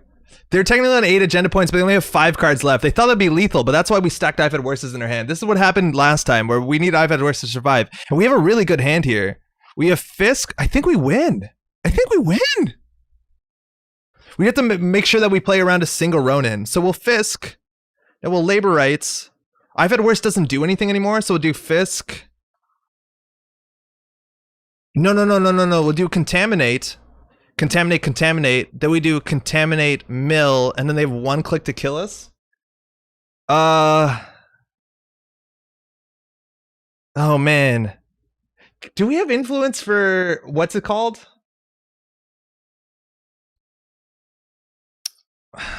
Guru Devinder? I just don't want to die. So I think we do the Fisk, and a contaminate, and then we just hold 4 cards in hand.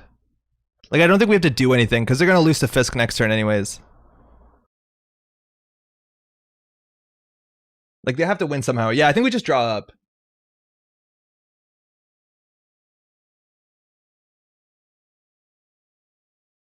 No! They can recurve for the recursion. They're doing the same shit we are. Wait, when is this thing over? Oh no, we lost. Wait, this doesn't work the way that we thought we did. The fact that we didn't put Lovegood down 1 turn early means we probably lost. Oh, that was so close. Yeah, we did not win. No, because this gets a counter on this. This is when they're 3 or more. So they could have just clicked for credits and I think we lose, right? Shuffle 4 unseen cards. The 4 unseen we could get through if we had another turn. We had to put Lovegood down one turn earlier just because we got one token on here without this. Who plays genotyping? Trap decks do. They just want to put snares back. Yeah, that's GG. Yeah, for no one deck, this is very exciting. It definitely is. I can't believe they scored at 2 of these. 3, 4, 5. I guess they need to win. Yeah, I think that's a good game. Yeah, we need to put down Lovegood one turn sooner. We put one token on here. Yeah, they could just click for 3. They would have been fine.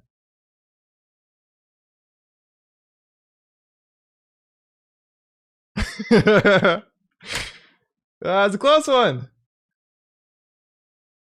And then you see the things like the preemptive stuff like that, they make a difference. They buy them a whole turn. Needed the Lovegood just a turn earlier, I reckon. True Poison Archives, yeah. Yeah, we definitely could have played that better. I've no doubt that we could play that more optimally and have a chance. Obviously, Lovegood down earlier would have been the thing, but even controlling the I've had worse in hand, controlling the recursion, there's some really cool stuff going on here. Oh man, this is actually surprisingly exciting. I don't know if they knew what we were playing and they teched into it.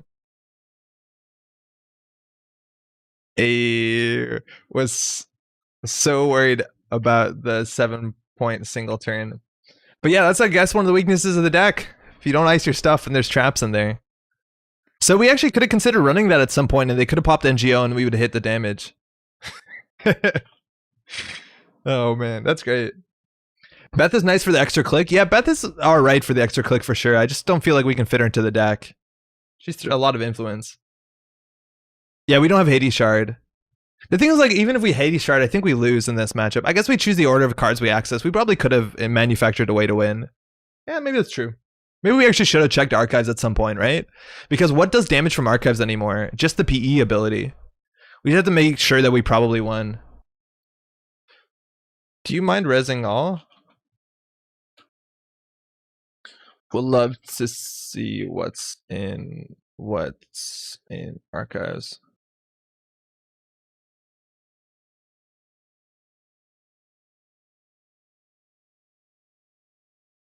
That command.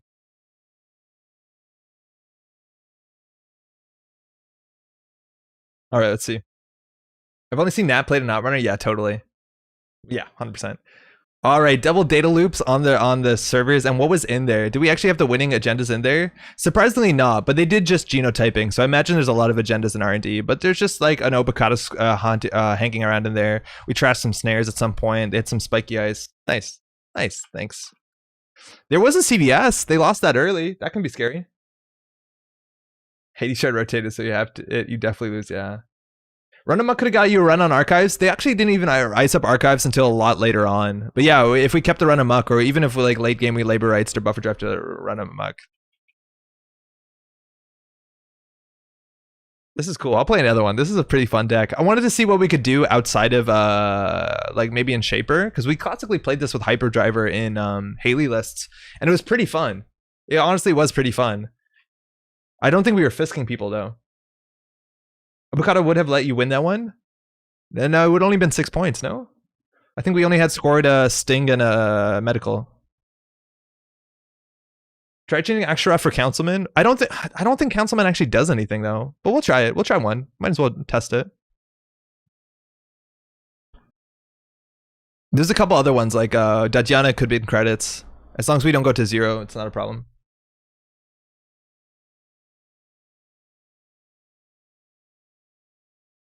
Yeah, I wonder if Councilman does matter. What would Councilman be good at? Councilman would actually be good for that NGO play, right? Like we could play a Councilman in theory. Like this is so niche. And then like ran a server and they couldn't pop NGO. That's cute. Try and making an entrance. What did we cut for making an entrance? Earth Station. Okay, that's can be aggressively fast. We have our opening Puemo. Hey. Yo, what's up, Jar? Jar hasn't played in a while from I heard. Councilman versus RP would be good versus Bioethic. The thing is, like, it's not actually good versus Bioethic. They just res it on your turn, and then they res it on their turn. The Councilman doesn't prevent anybody from resing things before the beginning of turn, because there's a window to res cards on your own turn before beginning of turn. So it doesn't actually do anything. The Councilman window is not very, what's it called? very obvious. Now this deck can go pretty fast. I think we need a mulligan for something a bit more aggressive. Like we want the early what's it called? Sorry, you can't see it. The early spoilers. I'd argue that that's probably not good. Weird deck is what. Thanks, you too. Yeah, I think making an entrance definitely is worth looking into.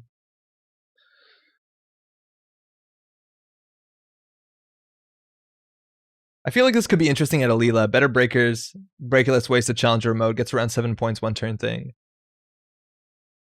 Yeah, well, the problem is like, what does Leela has to spend influence on stuff? Spoilers is only 1 influence, I think. You have to play a single. You only play a single Gravedigger, I imagine. Contaminate's only 1 or 2 influence, so it's possible. In Criminal, what else do you have access to? Like, you actually can pressure people with Boomerang if you really want to play. You have Sneak Door Beta, which is sweet. Councilman breaks up turning Breaker Bigger team sponsor stuff to get your spoilers window. I don't think they do. Why? They just res it on their turn and they res it on the corpse turn. Point of your deck is never run. Never running is... I understand why it's cute, but like, it's not right always. It's usually not correct.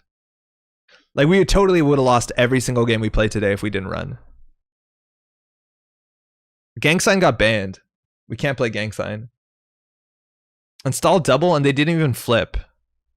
So this is where you play Councilman and you run. So this looks like an NGO. Let's get that single Councilman. Obviously we don't draw it, but of course you don't. Okay, credits are really stupid here. Really annoying because it's not stupid because we can't install Earthrise and Daily Cast. That would have been a way better turn if we planned it. We shouldn't have fisked for a single. Like when they have no ice anything, we shouldn't fisk for anything. But yeah, if we had our peace money, we could have installed Earthrise and Cast. I think we just install Earthrise anyways, though. And we might as well run this remote. What are we scared to? It's time for milling. No run, only mill. Okay, let's see if we can do it without running. Okay, that's fair. That means we're throwing out run amok because it has the word run in it. Simplified, yeah, this is the mill deck. It's been surprisingly fun. How's it going, by the way? So we're assuming that's an NGO front, right? Upgrade? Can't be a Kayambe grid. What is it?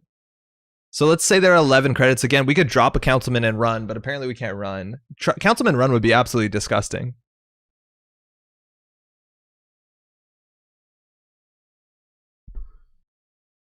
Double Ice HQ looks like someone's going to flip sometime soon.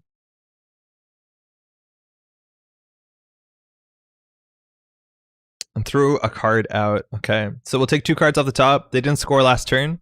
We have an Akshara, but if that was a Councilman, we would have been good here. Them's the breaks. Let's go. Oh, it's no. Oh, where? Oh, no worries. A great man once said, "Where there's a mill, there's a way." 38 more cards later. They're actually playing a 47 card deck, so they prepped for the mill a wee bit, didn't they? I guess we can play the double casts. That's probably enough money for the whole game. Must be After on HQ? Yeah, it could be. The amount of, like, you know, there's only so much Wayland Dice I guess play. Could it also be what's it called? A Winchester. I've never seen one of those, but could be. Oh, they trashed a card in server 1. That's a trap. That wasn't an NGO, that was a trap, but we just gave them more money. This is a trap deck. We've heard people talking about the trap deck or stations. Doesn't make too much sense to me, but now it looks like they're pushing out, and we don't have spoilers to our name just yet. We don't have a spoilers just yet. We do have a spoilers now. We don't have anything to pressure them with. If it's an Atlas, Akshara here is like pretty terrifyingly bad.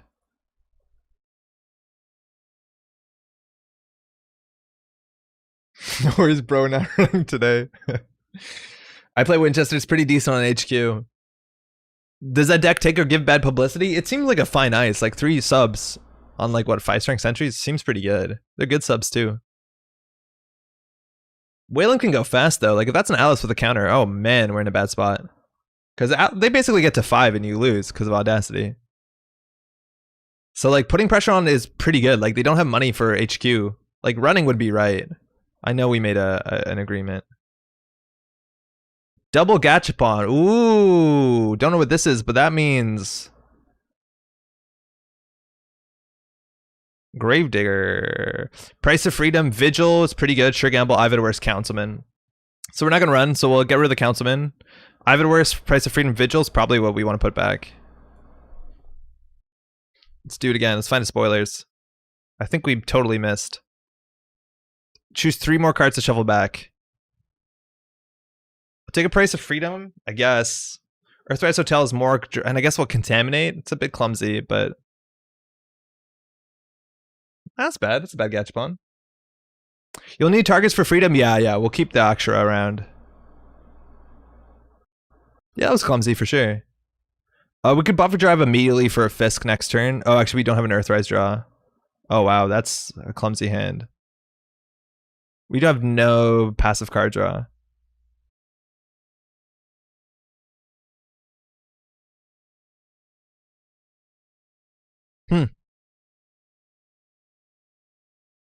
Okay, not good. STS drone deployment could, in theory, eat our Gravediggers. It's a good reason to keep multiples. They're only on 4 credits, though. Oh, advance? Transport Monopoly. That's not an Atlas. That's great. Successful run. We don't care. We're not going to run. Every run we make is unsuccessful when we're playing this Nat deck. I've never played Winchester. I main Sunny, so I tend to devalue Trace Ice. It's not the worst against Sunny, is it? All right, we've milled 1 card. We need to go. Ividworst. Contaminate. Is that fast enough at this point of the game? Let's draw into an Earthrise. Okay, well, I think that's what we do then. We're not putting enough pressure on.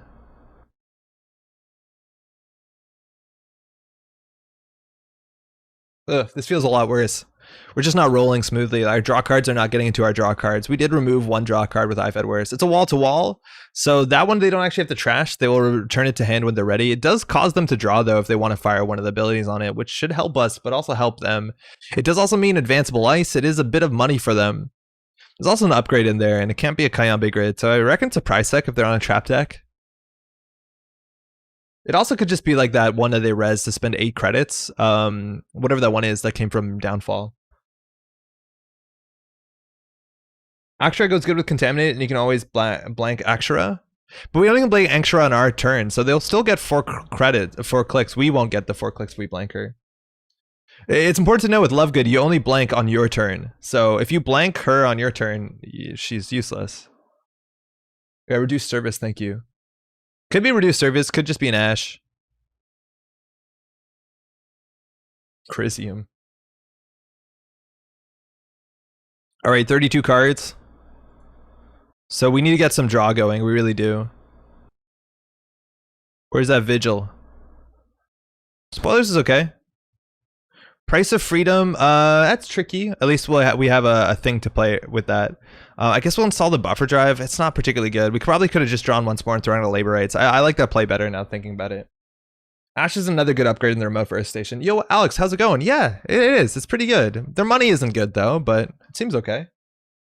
I have a strange rules question. What happens if you overwrite the black file with the black file while the corp is 7 points? I honestly don't know. I don't know if we're there for 1 second it doesn't exist.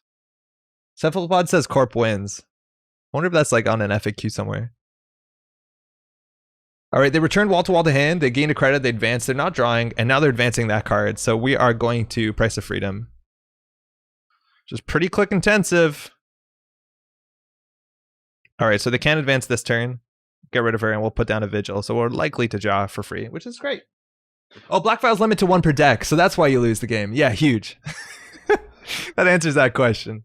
You lose. Say that wasn't the case though. Does anybody know? If there's an ongoing effect on a unique and then you overwrite it with an ongoing effect, is there a window where there is no ongoing effect? Because I actually don't know what that ruling would be. Obviously the 1 per deck matters a lot. It looks like Vigil's gonna be good unless they like dump 2 ice this turn. You lose, good day.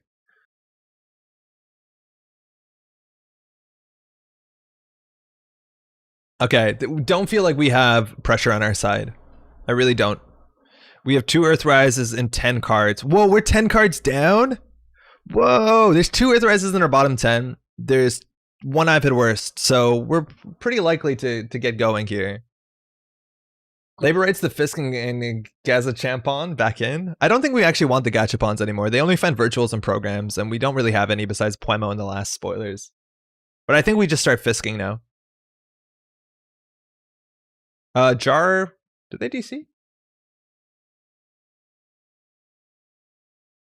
Did we DC?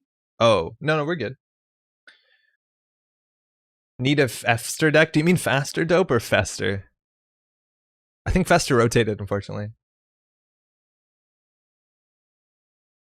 Yeah, Jar's writing. Okay, we're okay. I think I had too much coffee for 10:30 at night. Uh-oh. Ooh.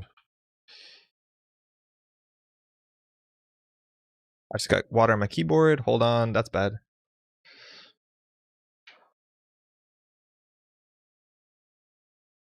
Oh, I think it's the price of freedom, right? Yeah, it's the price.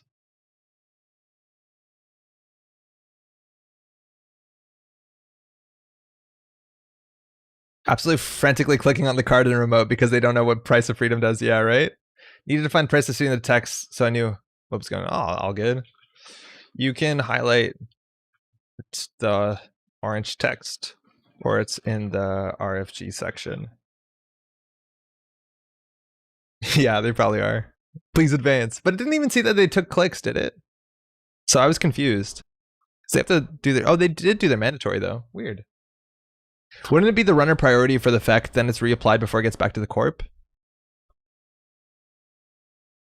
But it's not about, like, the application only matters if two things are going for the same timing window, and I don't think constant effects have a timing window. They're just always there.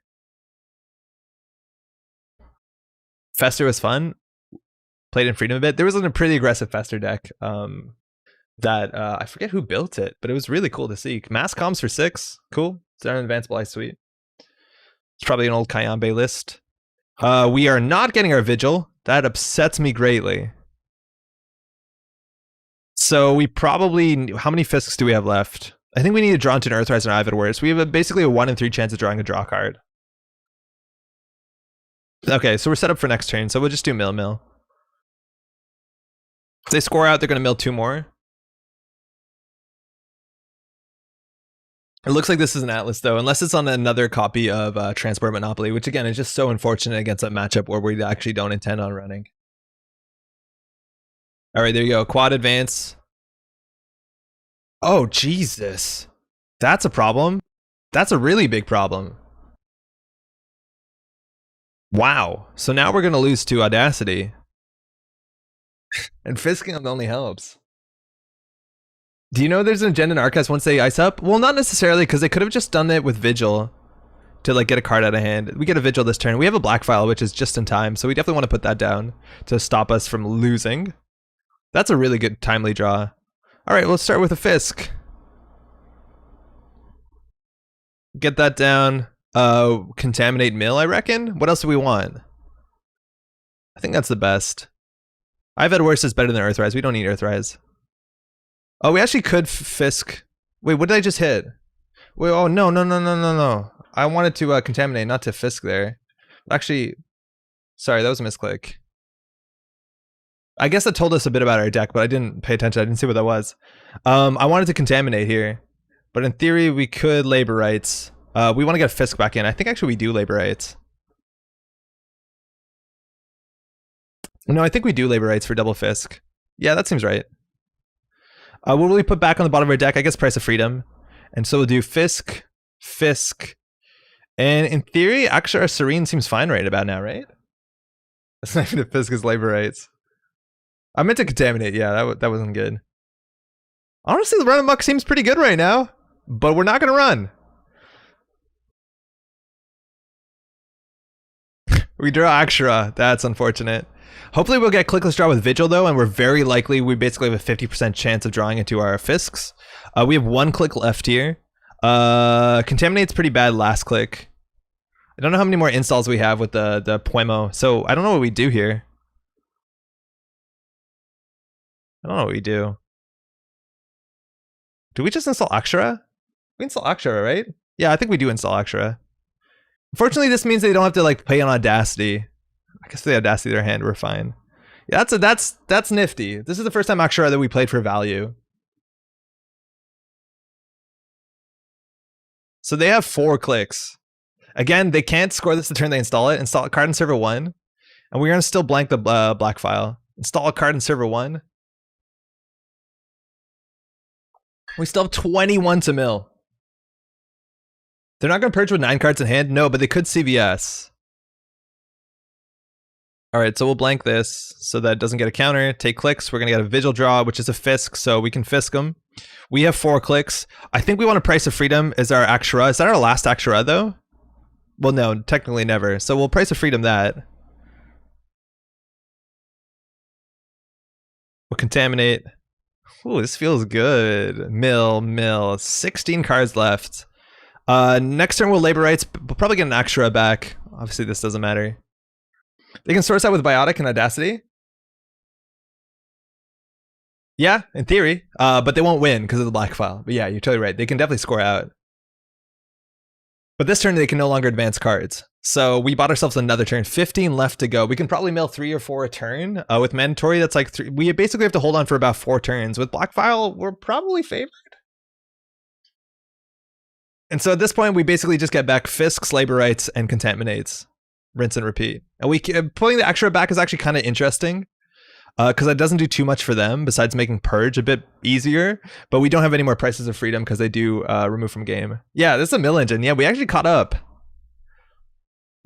I like this deck way more than I should. Oh man, this is cool. We also, it's really easy for the camera because we know we never get this far out. Triple Quad Ice HQ! Gotta do something with that ice! No advancing that turn. Alright. I don't know where the Akshara is actually worth recurring. Vigil gets us a card draw. Thanks, Vigil. Take 3. We will definitely Labor Rights. So we got to put back in... is there a Labor Rights in here? Yeah. Oh, so I should move my face. We'll put back in the last Labor Rights, and then we'll do Fisk Contaminate, I guess? What's right here? Is it double Fisk? Is it Fisk or Fisk Contaminate? I feel like Fisk Contaminate gets us something to do this turn. Everyone's saying double Fisk. Okay, I believe in everyone. Okay, we can't do a double, so we'll just draw once and then Purge. Or not Purge, Mill. So there are 10 cards left, so next turn they'll draw 4 with Fisk and Phil. We'll also draw our last Fisk. And then from there we have no more Fisks. They can advance this turn, and now the black file has to hold for 2 more turns. Install advance. Also, they have to still score an agenda, which means spoilers will mill too. Oh, wow. What are we doing? Remember, you can grab a guaranteed Fisk back with Buffer Drive and Vigil Draw. Oh, I totally forgot we have Buffer Drive still. Yeah, that's actually really huge. We should have used that. In fact, we should use that now. Oh, no, it doesn't matter because we're going to Fisk draw it. Unless we want to get a Contaminate back. I don't think it matters, but yeah, we definitely should have considered that. So we'll blank this. Yeah, I don't see how we lose this. If we could find influence for like a what's it called? A Guru Devinder, we'd be totally safe. So Fisk, that's on 7. So we will do Labor Rights. That's going to get us Fisk, Contaminate. We're hoping to draw the Contaminate. We did. Contaminate. Mill. Or single mill, excuse me. We don't have extra, and I think we win now. Clicot's played 50 plus games with this. I believe in him. Heck yeah. Use the Buffer Drive, Clicot said. Yeah, that was a bit too late. Advance, Mass Comms is on 6. They're scoring the game-winning agenda. Spoilers. We win the turn by game by playing Fisk Investment Seminar. They were slightly too slow. Just a bit. Actually, like 3 turns too slow. Right? So there's 7 points, which normally wins the game, but the black file, hell of a card. Vigil draws a card. It doesn't matter what we draw. Black file will get a counter. Nat won't fire. Fisk. Credit. Good game.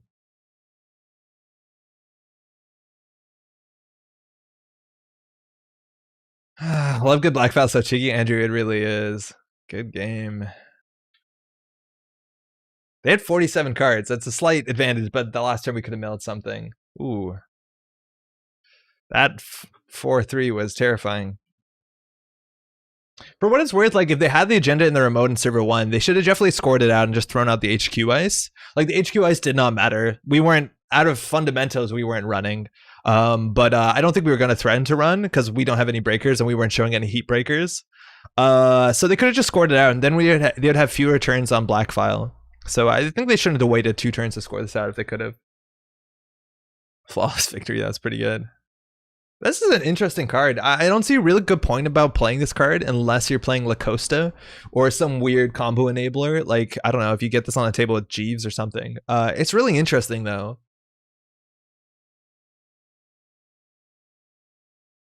I think they only threw the game by, like, icing R&D and, like, quad icing HQ. They could have just rushed for their mode. Well done, Andre. Glad you enjoy playing as much as me. It's really cool. I'm a big fan. I forgot advanced agenda. Yeah, so they forgot to advance. They were going to score it out earlier, but they forgot about it. Yeah, that makes sense. I really don't know what server 1 is, and they definitely are running advanceable traps. Oh, heck yeah, they're rizzing all. Are you playing one more game? Just finished homework? Heck yeah, we are. All right, so we're going to see it. 3 price X. We called single price X. In the archives, was there a game winning? Could we have just run amok for the win? 2, 4, 5, 6, 7, 8, 9. Yeah, there's 9 points of agendas in archives. They are playing June bugs and ghost branches, so they have the boom. They also have cerebral overwriter. Just an absolute wild grab bag of traps. I never understand why traps in Earth Station. If you're gonna make it hard to run the trap, that makes it hard, right? Did you try to play it once, but I got rushed out? Ooh, lots of traps. Yeah, I don't understand the Earth Station trap hype. Traps are fun though. All right. So yeah, we won 7-0. Yeah. All right. Nice. Can't seem to crack that ID. This ID seems good. I think this ID is strong and it's probably underrepresented, but the other Wayland stuff is also really, really good. It's hard to contest the remote. Points to take is supposed to bait you into running. Doesn't work as well as I hoped. We made an agreement on chat that we wouldn't run. So otherwise, I was straight going to Councilman plus runner remote to deny NGO. It was a June bug. Once equals always, actually, you're right 100% of the games. I wonder if Mushin plus NAB Corden Earth Station is a thing. Yeah. You can't play upgrades, right? Because you have to build a new remote when you Mushin. Mushin Corden is definitely cute. But like any of that stuff is like, that's the problem is when it comes to that sort of stuff, it's usually just worse off than putting a border control on the remote. Right? Like border control is better than Corden in a lot of situations. Because if they go through like 2 pieces of ice, not only have they spend 12 credits to run. Sure, Corden's cute though, right? Because they have to spend 6, and you can always do Moosh and flip your ID. Yeah, it's probably worth looking into. It's neat though. As soon as you ice the remote though, Mooshin is goofed. And then if like you can't, I guess you can play it. You have to trash your remote. I don't actually know how it works. Nothing competes with Titan though. Yeah, Titan is just absurdly good after the mulligan. I think we would have a really really bad Titan matchup. So there's no way this deck is like competitive. Oof.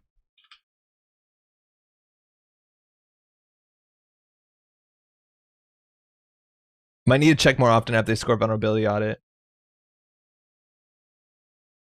But I feel you. There's no serious competitive deck, rather some real Swiss cheese, as Andre said. Yeah. The problem is that like at higher levels of tournaments, when it comes to Swiss cuts, you get to see other players' deck lists, and once they see this list, I think a smart player can play against it really, really aggressively. Just like, okay, single ice, install double advance. Do you have your run amok? Okay, score. Next turn, jam. Like you can just do that. You can leave centrals open. Heck, you could leave archives open if you're lucky. And there's a lot of decks that also can deal with it. Like at CTM, if they run, you're probably hard hitting news and you can't recover from that. So you can just jam naked. Yo, Jar, good game, eh? I've been testing Punitive with Moosh and Corden. It doesn't inspire just to make a Moosh and Corden deck. Could make Punitive's easy land. We were playing that Corden Jumon deck before Media Blitz rotated. I think this Nat deck is becoming popular because a lot of players recognize this type of deck.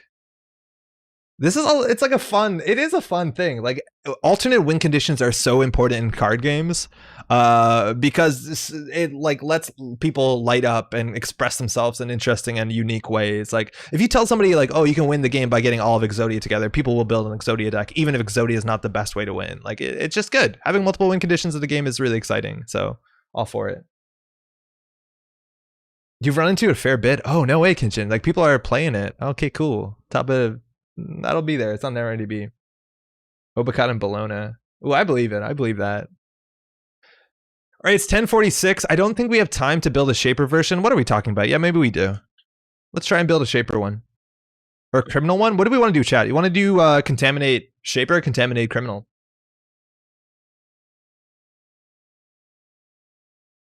Clickhot says Jar Jar's well done. That vulnerability off it made us baffle.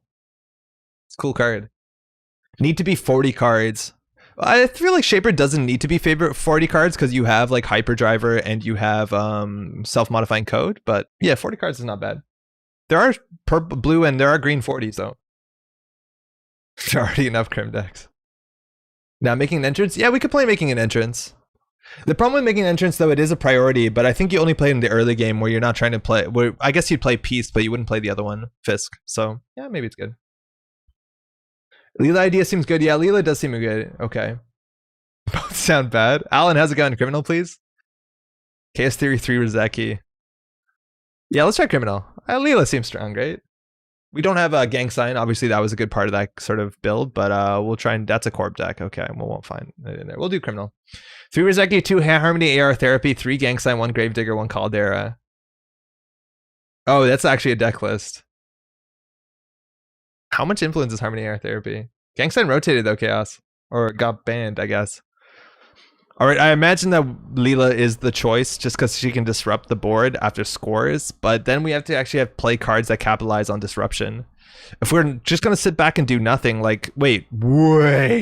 No, why the heck would we play Leela? We can play Laramie Fisk.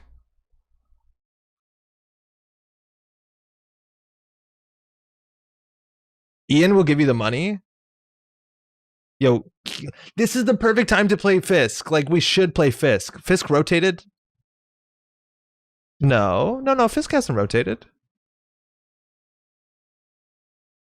No, Fisk didn't rotate. Did Fisk rotate? Fisk didn't rotate.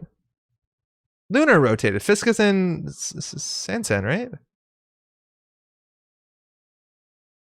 No, Fisk is good. Yeah, Fisk is in Sansan. He was in the last pack. Same with the Seminar.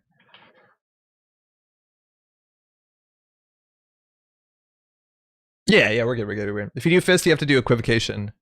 I don't think we're running that much. Okay, we'll do Fisk. We'll try this. Collection. There's a way to make this current card pool. Very kind. Thank you. I think the Boomerang into Diversion could really goof some corps that are trying to rush out to win. Fisk is allowed. Silhouette is the only 40. Yeah, Sil has 40, so we're not going to play 40. But this is the best we got. So we got to figure out what is the core package of our Fisk deck. Obviously, Fisk into Fisk is good. What do we like? Black File seems really good. We could even play 2 if we need to. I don't think we need to, but we could. Never mind. We can play 1. We talked about this. I was jamming 2, trying to figure out what's going on.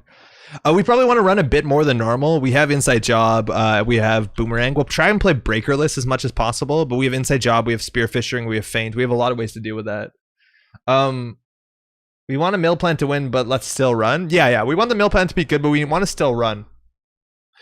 So we'll figure out how to do that. We'll just put an Inside Job in for now to start. What else was core in the other deck? We definitely need a Gravedigger. It's only 2 influence. We could probably play 2. We have no way to tutor this unless we play Logos. But if we're running once a turn for Fisk, we probably want to play something else. We probably want to play Paragon. Bagot to trash and mill at the same time. The thing is, like, we probably aren't running breakers, so we're not gonna be able to run HQ a lot. Like, Fisk's ability is gonna be weird, I'll be honest. Logos to find the black file. Logos is also gives you hand size, which isn't the worst. Alright, let's try Gravedigger. Contaminate. Spoilers. Whoa! Spoilers. Is 3 influence? What the fuck?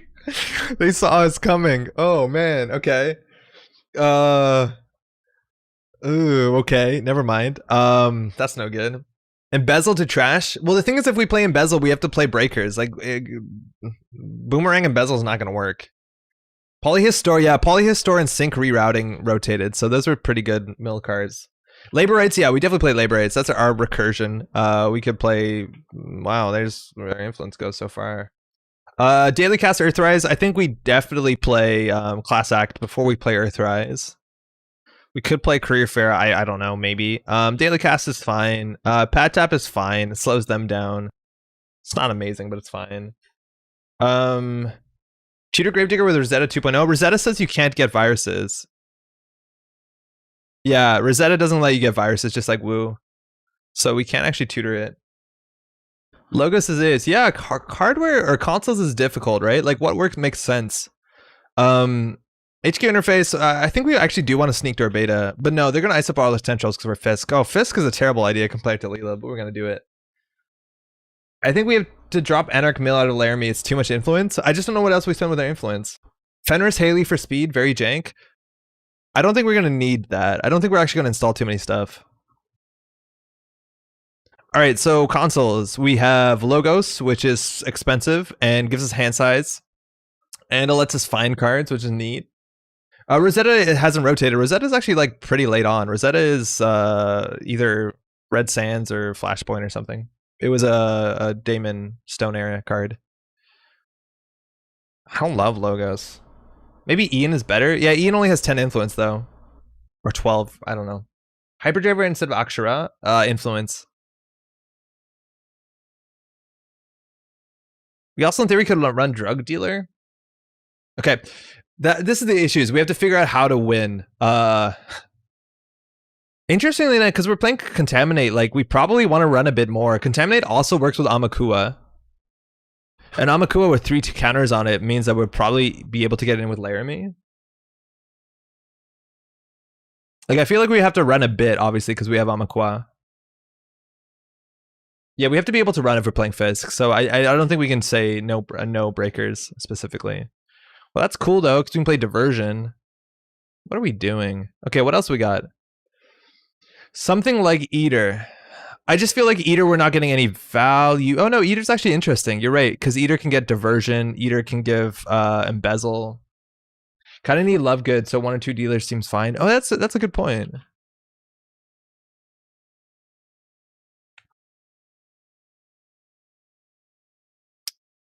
How much damage can we possibly do? Contaminate, Labor Rights. That's pretty good. Blockade Runner for best draw. Blockade Runner is so click intensive and not even a good draw card. Like I'd rather play Blue Diesel if we had to. Dreammail does Gang Sign HQI, does it? It does, but Gang Sign's now banned. We actually can't play Gang Sign anymore. Trimoff is slow. Devil, what's up? I played Ian on Worlds 2014. Haven't seen him in a while. Yeah, Ian's never been particularly competitive, and a lot of the other criminal stuff is pretty good. Unfortunately, just not having influence is a problem. Response for trashing assets and charging up Gravedigger. That's neat. I don't know if we want to do that though. Temperature contract seems good. Works with ID ability. Okay, we gotta see what we can do here. Class Act, Black File, good stuff. The back doesn't make sense. Check Trader, Slipstream, Testing, Rosetta 2.0, Rolodex. None of this is particularly great. We don't have a link, do we? Why does Laramie not have a link? Muertos gang members, no. Miss Bones is interesting if we want to trash unexposed assets, but it's going to be hard for us to get counters otherwise. Cortez is actually pretty neat if we hold back and play Peace in Our Time. I think a Cortez is interesting. Muertos Nakis, what's up? Muertos is just like not amazing. They can derez assets. The unres doesn't really do too much. It's better if you like Leela or something. I don't know. It's like totally card number 53. Where isn't temp contracts good? It's a good point. It's good everywhere. Ian's my favorite card art for criminal. Yeah, Ian has a really good card art. I do agree with that. I think he's really cool. And even like the play style of like playing from behind is pretty cool. Tapworm is neat. Tapworm actually is probably worth playing, right? Because we're gonna run centrals, and if they purge, they waste a whole turn anyways. Yeah, it seems fine. Slipstream is to bypass us up centrals. Slipstream is so bad. There's a very good mill deck before Gang Sign got rotated. It had an ability to run 2 ice server with Boomerang, Inside Job. On the Lamb is a good protection against HHR and our damage. If I'm not mistaken, Tug to Gut was also playing... oh no, it was more of a D-res deck. But like, if you want to contest remotes, instead of run amok, you can play whatever that wave card is called. Leave no trace. Like, leave no trace is really good for charging remotes. I generally think without terminal directive draw packages, it's hard to mill out of a crim.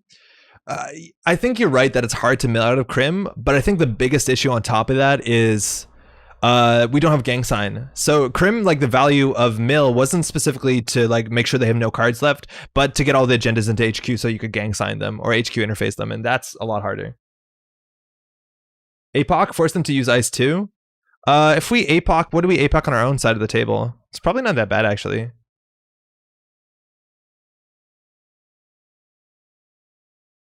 Yeah, let's see what we can do here.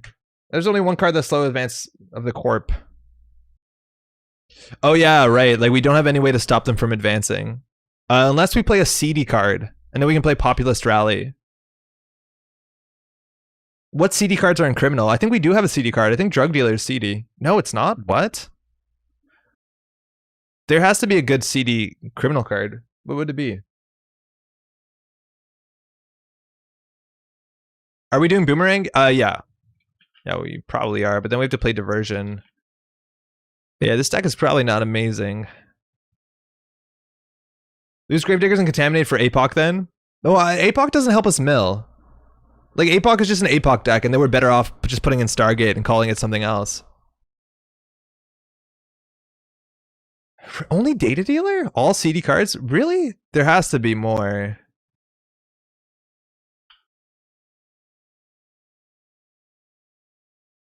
Yeah, why Drug Dealers? I don't know. Crowdfunding and Data Dealer. We're never going to play Data Dealer. It's a connection. In theory, we could Price of Freedom our Data Dealer. That's a bummer. What else do we got? Like Scrubber or Street Peddler for one? That's not very good. That's a bummer. Crowdfunding a CD. Wanton? Wanton's like 4 influence.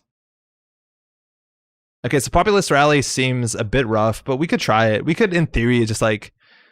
Ugh.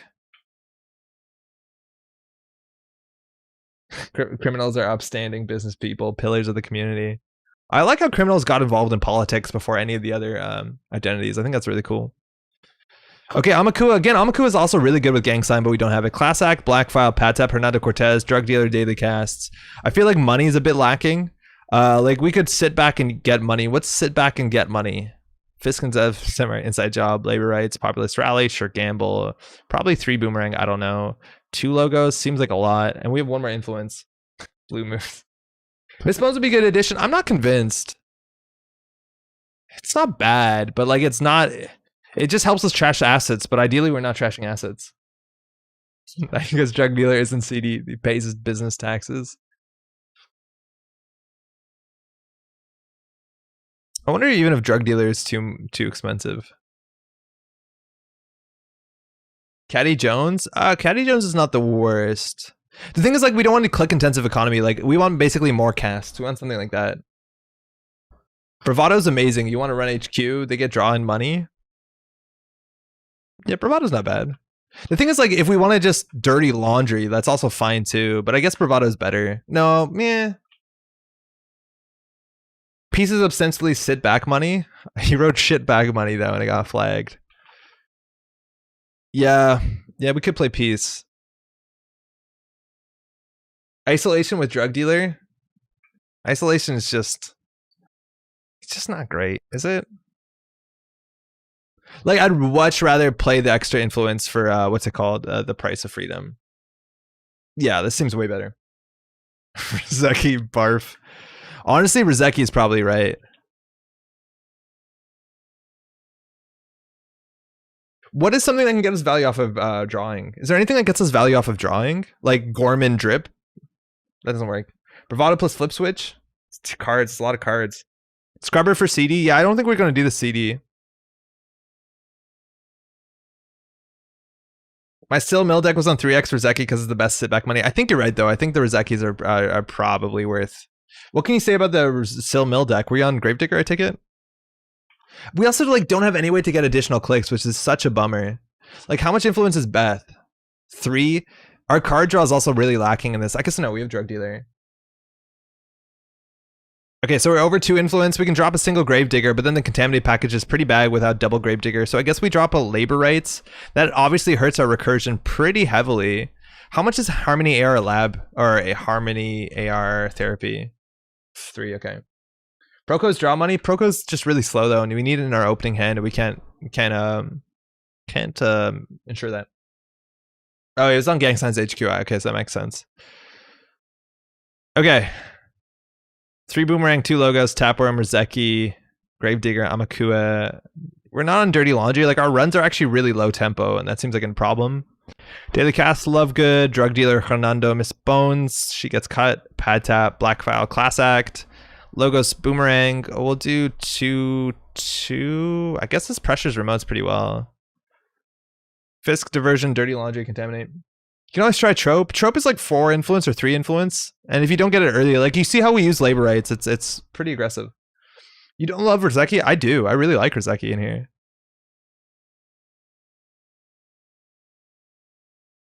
I just wish we had more like aggression. Okay, let's just look at the test draws because we got to get a deck on the field really soon. Bravado better than Laundry here, you think? Yeah, probably. We'll try it. I believe it. No equivocation. We're not gonna be able to run an R&D that cheaply over and over again. Drop Pad first. Why? Pad's great. Pad's good. All right, so this opening hand, we would that's the problem. Like here at Dirty Laundry is technically slightly better. But I think we'd actually just like Class Act clicked 4. We draw 5 and 1. We would bottom the Contaminate. Which is fine because we're gonna have Boomerang shuffles. We can bottom it. I actually think we don't need Logos in this deck. We have enough card draw. At least we can cut 1. So this opening hand, we would run Central, hopefully draw a card. We'd do Gamble, Pad Tap, Tapworm. Maybe we would Class Act instead of the Pad Tap. Yeah, I think we would. Isn't Bravado always better than Laundry? Not against acid decks. Say what you want about Rizeki. It's fantastic art. It does have good art. Weren't you wanting Guru? Yeah, Guru could be nice, but we're really tight on influence already. I'm not in love with cutting the Labor Rights, but we did. Isolation would be good to rotate Class Acts. You can just install a Classic over a Class Act. You don't actually need to trash one. I feel like we're in an okay spot. I don't think we have a strong win condition. Yeah, like the additional mills are so good. Caldera, I don't care to play tech cards. I just want to see how this goes first. Drop the career fairs. Yeah, thins our deck. We don't need those, do we? Bravado's still equal to Laundry or worse? No, because you can't play it if there's no ice. Right? So you can't check like turn 1, CTM jams 2 remotes. Like it's really good. They have to ice up, and then sometimes you have to face check into it. I don't think Bravado is strictly better than Dirty Laundry. Cortez is weird. Yeah, Cortez was a lot better when we had what's it called? Peace in Our Time.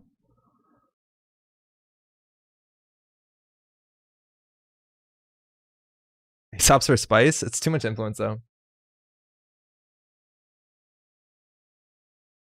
I don't mind the Cortez. Is Paul up good? I don't know.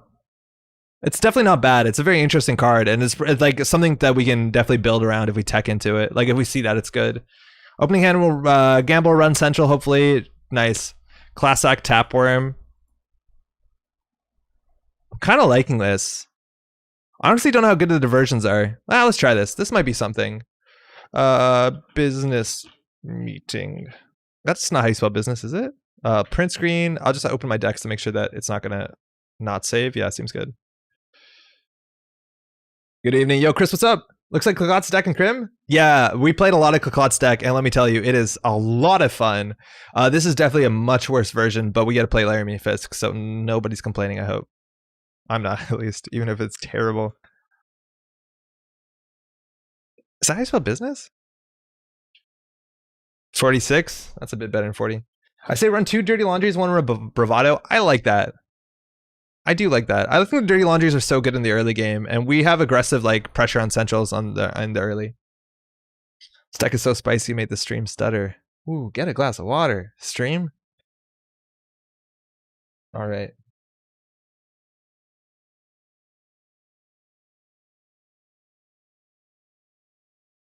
Yeah, late game when there's like 3 or 4 ice on the server and you want to get a run and you also want to get your money back from it, Bravado is a heck of a card. Like don't underestimate that. The fact that it also lets you interact with the corp while gaining tempo and money back while they're spending money rezzing ice a lot of times is obviously very, very good.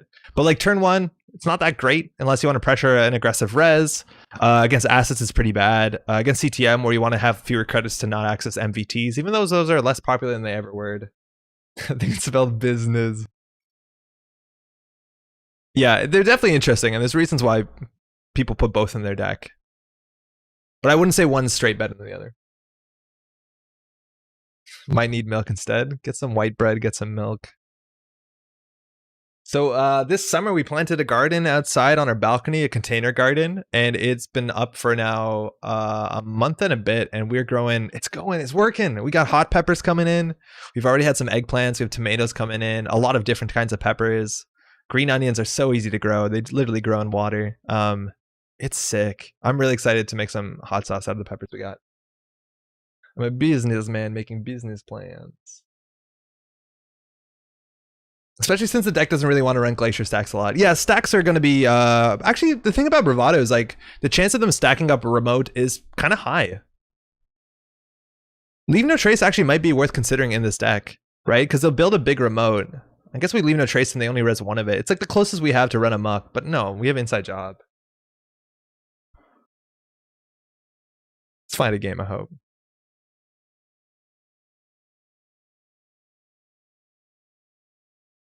Love me a good balcony garden. Yeah, it's wild. It's wild how fast things grow. It's really satisfying, just in terms of like cookie clicker kind of joy. I played Cookie Clicker on my phone for one day, and then I had to destroy it because it was a terrible way to do my life.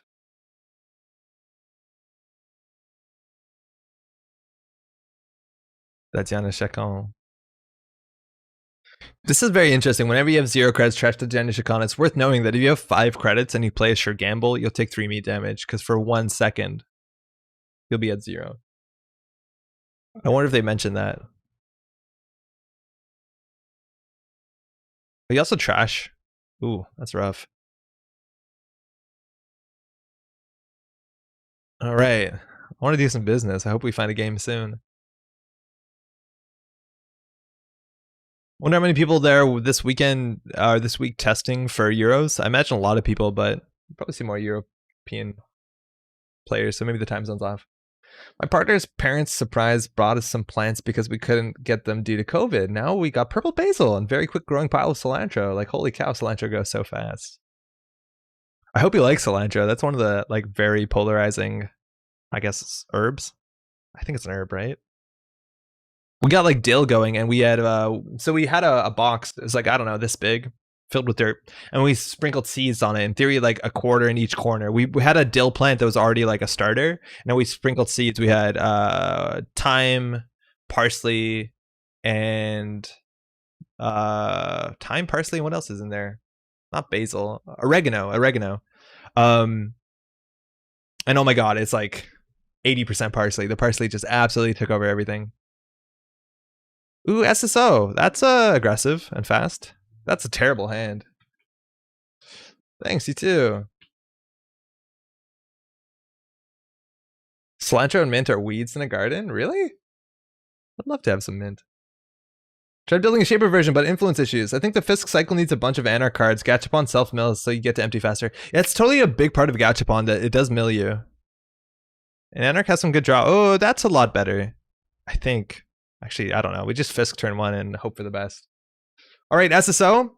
Upgrade on HQ. Probably a Chrysium Grid. That's going to be hard to deal with. Do we want to force a run on each side? Yes, we do. That actually could be. So we could run R&D, then we both draw. I think we will do that. We have to wait that we don't get punitive. It's a Rototurret. That's terrifying. Wait, we don't draw a card? I thought we drew a card too. I feel scammed. The Tapworm is more likely to get money. That's the cool thing about Fisking into Tapworm is the purge here is abysmal unless they have a CVS, and then they still spend 3 credits on it. So then they're at 9 cards. They're probably going to play an Econ card, so Tapworm will get us a lot of money. But they're also going to ice up everything, so Fisk's ability is a bit garbage. SSO no agenda face up turn 1, you're already doing good. Yeah, and we do have a boomerang in hand, just kidding. Or an inside job, just kidding. Inside job to seal the SSO's first face up agenda is so important. I thought we would draw a card. What a bummer. What a bad ability. Laramie, why couldn't you draw? If we both drew a card, this would be sick. I don't even, yeah, Polyhistoric was only on HQ though, right? All right. You're better than a Rozeki, my friend. So we need to set up more than we need them to draw. Oh, that's good. We have a contaminate. The problem is like we don't want to run archives because as soon as we get archives on here, we can't contaminate it. All our MU. There are a few plants like mint, which people like but completely take over any space they are given. Consider herb spices, but they're hugely invasive. I had no idea.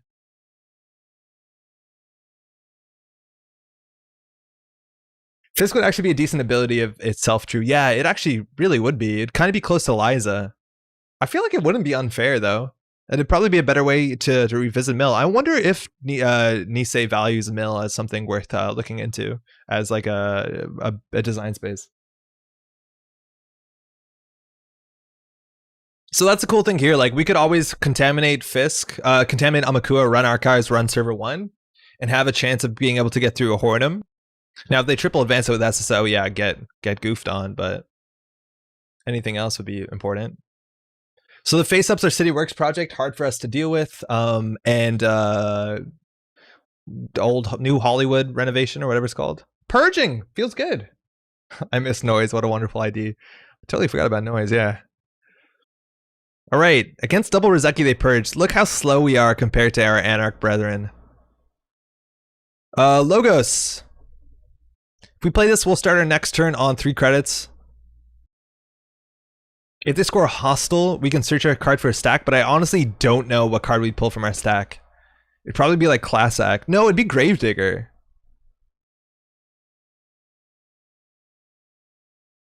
Okay. I'll install this garbage. Credit into IPO, I am wrecking. Yeah, there you go. So that's why they wanted to get rid of the Tapworm. So let's draw into a Tapworm. No, we didn't. So not much to do here. Hernando does a lot of work against SSO. All the advanceable ice has 2 subroutines minimally. Pull a Fisk, always be Fisking. That's actually a good point. You can always post with a Fisk. But they just scored, so right? Like they have a window to jam after that. It's not particularly compelling. I'll draw once. Ugh. That's brutal. Now we can't even install. That's so bad. We shouldn't have drawn there. I guess we throw out a labor rights. 2 of them is... Oh no, we have 6 hand size. We planned this shit. Embrace the garbage consoles. A consulting visit, probably going to DRM, right? Or casting call, even better. So they care about tags. It's a... I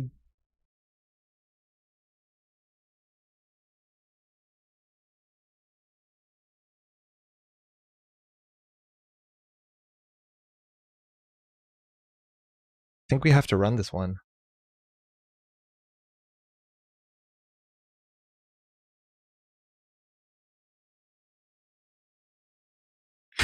Okay. Wait, why didn't they SSO it? Oh, they did. They put 6 advancements. Okay. I think we're likely dead. I don't think we could ever survive a punitive here. Now we might be able to get in there, right? Like we could contaminate run server 1. We're in no rush to do that, right? Right?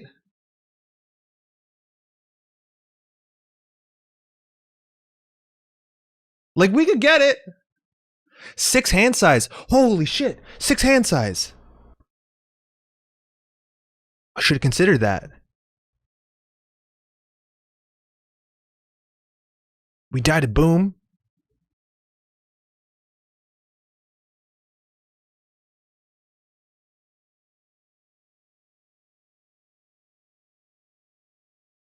So we 1 tag. Oh, we're alive, my friends. They can't boom us. They could do punitive into like high profile target.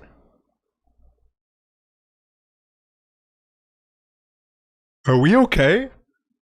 Are we good? Logos, are you the best console? We might be good. If they use the consulting visit, the chance of them having another in hand is pretty low. What's that upgrade? I don't know. That was casting call though. They draw punitive. Okay. Wipe hand. Do they have another punitive? It's worth knowing we have no more labor rights. And we lost 2 contaminates, so our mill deck fell apart. It looks like they're not doing anything right now. So if they had a high profile target, we'd lose.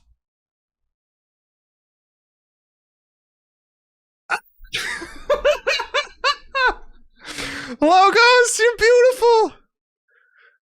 Oh, that's so good. We're gonna draw out of this problem. Oh, we have a contaminate, but we have no gravedigger.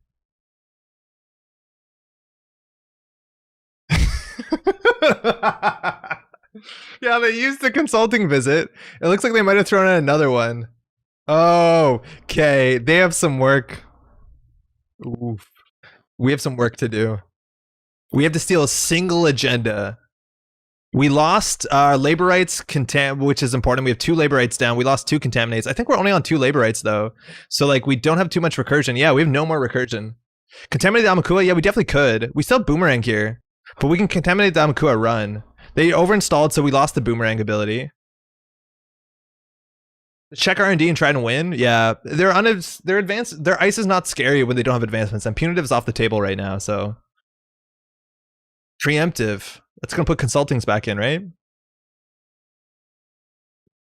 10 credits though. I think we can just set up, like, find another boomerang, find another thing, and we might be able to mill them out. Their agenda density is really low, and they're big agendas as well. So I don't know. We definitely have the moral victory, like Sam says. Like we're in a good spot. We also have Black File, which is, I don't know. They have a lot of work to do. Oh, that's sick. That's another way to not die to punitive, mind you, is keep a class act in hand. I don't think we need to play the other gamble. We're making 4 at the top of next turn. I guess we can draw once here because we already lost our ability.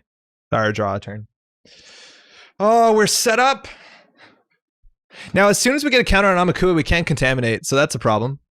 We have 1 more inside job in the deck, 1 more boomerang. They did not res it, so getting a Gravedigger down for Rashida seems pretty good. We also have MU for everything. Draw for value. Inside job or pad tab, we'll take the inside job. We don't think this is an agenda, right? Isn't government takeover a good agenda? I don't understand why it would be a win for Wayland. Wait, no, it's a win that we stole it. Why would it be a win for them? Because they just score a hostile takeover for hand, and we can't stop that. If that's what you mean. What are we installing, my friends?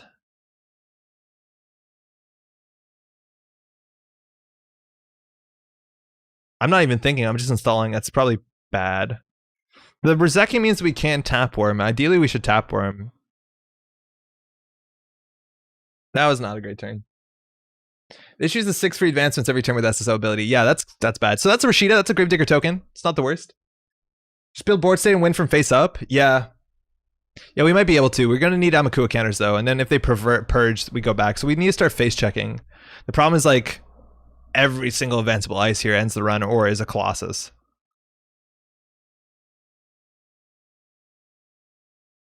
I mean, lore-wise? Well, Wayland's taking it over. They win. That's Argus Security, Space Marine. And we know they're on face-up agendas, so we know when we have to contest the remote. And if they score, we're going to get our boomerang, another boomerang, so we're in an okay spot. Also, like, we don't have Cortez anymore, but we can now pressure Centrals. Netrunner said in Fantasy Wordable corporations don't already control all lawmaking. We'll mill 1, run archives. Hope they res. How many Fisks do we got left? 2? They have 14 credits. Amakua has a counter. Orion. Oh yeah, Rototurret. That's good that we have Amakua to deal with that. And they threw out the second punitive. Obviously, the punitives are dead now. So we're just going to run archives a couple times to get the Amakua up. They're not on face-up agendas. They flip a GT for SSO value. Sure, but I reckon the rest of the stuff is face-up. All right, that was like a really slow contaminate. We didn't even draw for value. If they score this, oh, they trash nice. Gravedigger. We gotta watch out. They have big stuff. We saw Orion's in there, right? Like that's huge. They actually might even be on Marcus Batty. That could be a Marcus Batty. Marcus Batty's really good with like a triple advance Hordem.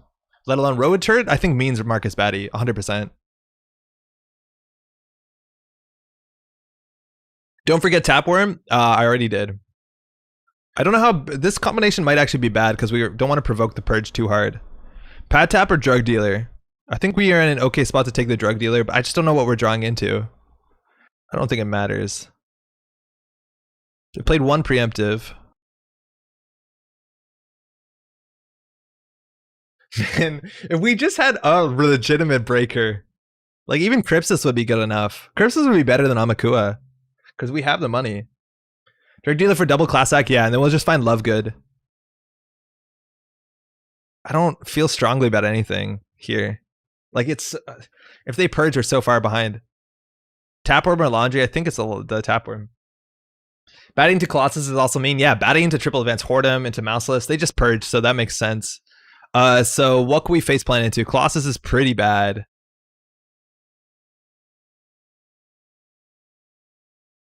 It's an ice wall.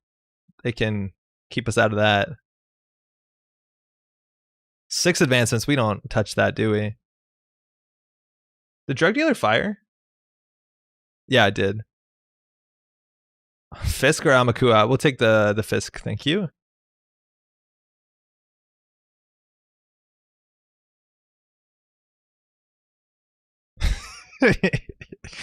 Zeki's good. Crypsis and Logos in the same deck, that would warm my heart. I think we could get away with it. Diversion of Funds, it seems pretty bad. Drug Dealer and Melee is also pretty bad. Hey, another class, another casting call. That's just a food. And a defensive upgrade, which we're assuming is a Marcus Batty, so Inside Job doesn't even get us that far. Man, we should just put breakers in this deck. Oh, this is a fine time to Fisk, right? Yeah.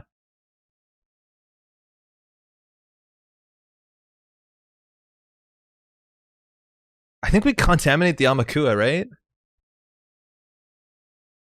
We contaminate the Amakua, and that's our last contaminate. This seems bad. We could have also contaminated the Gravedigger, of course. This is our last contaminate, so we're not going to have any more of those. But this means they probably have to purge. We could win here. Consulting visit. Arc lockdown. Ugh. Inside job? Well, I just worried about Marcus Batty. But in theory, we could inside job this remote. They only have 11 credits. What could they res with 6 strength? Like Colossus is a problem. Aked, Hordem. Aked, yeah, we can't deal with. I think we just run Archives once more.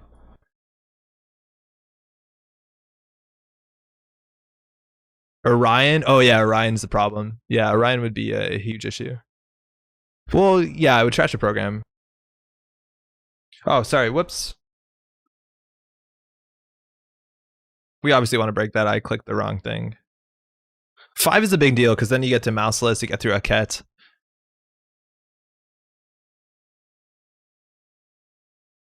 So now they probably purge here.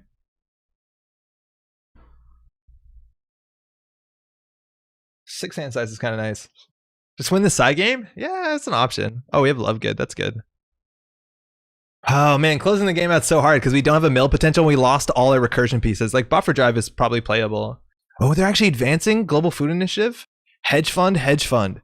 They have 18 credits. They have to throw out some cards here. SSO getting more advancements. How much strength is Orion? 8?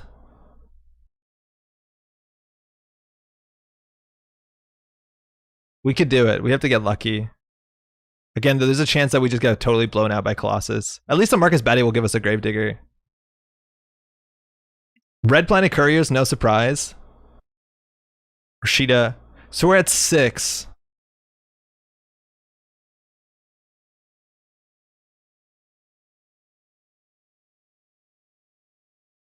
I think we just inside the job of the remote. Colossus is what? 4, 5, 6, 7? No, we'll get to 7, right? 3 advancements on a Colossus is 7. Must be Orion. It could be. But that's why we'll inside job it. I guess they were still res it for cheap.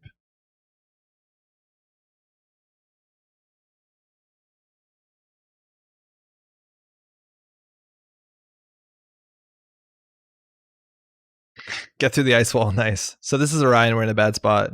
Oh, it's a triple advance Hornum. Of course we can't get through that. And the subroutine's fire, which is such a strong subroutine. But adding 2 cards to HQ, oh man. So this is triple advance. We can't get through it with ice. What the other one would have worked. We do get a credit. You know the other one? You know what were you talking about? The other inside job. We still have 7 counters on here though. So if they score out, they don't purge.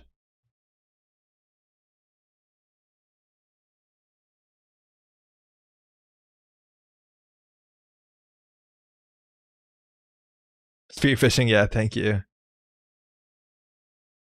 All right.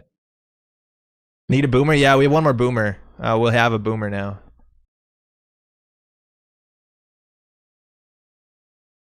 Is Hornum mandatory? What do you mean mandatory? No, it's up to, yeah, so they don't have to. I don't think they did they? Oh, they're not purging. There's only 14 cards left in R&D. Choose a card? Fisk, right? Oh, I just wish we had, like, if we had one more rumor mill, labor rights, how good would we be? We'd be so good. Oh, that's so frustrating. Can you mill them by hitting it? No, it's up to, yeah, they can't. I don't even think they took cards. I think we just go R&D here.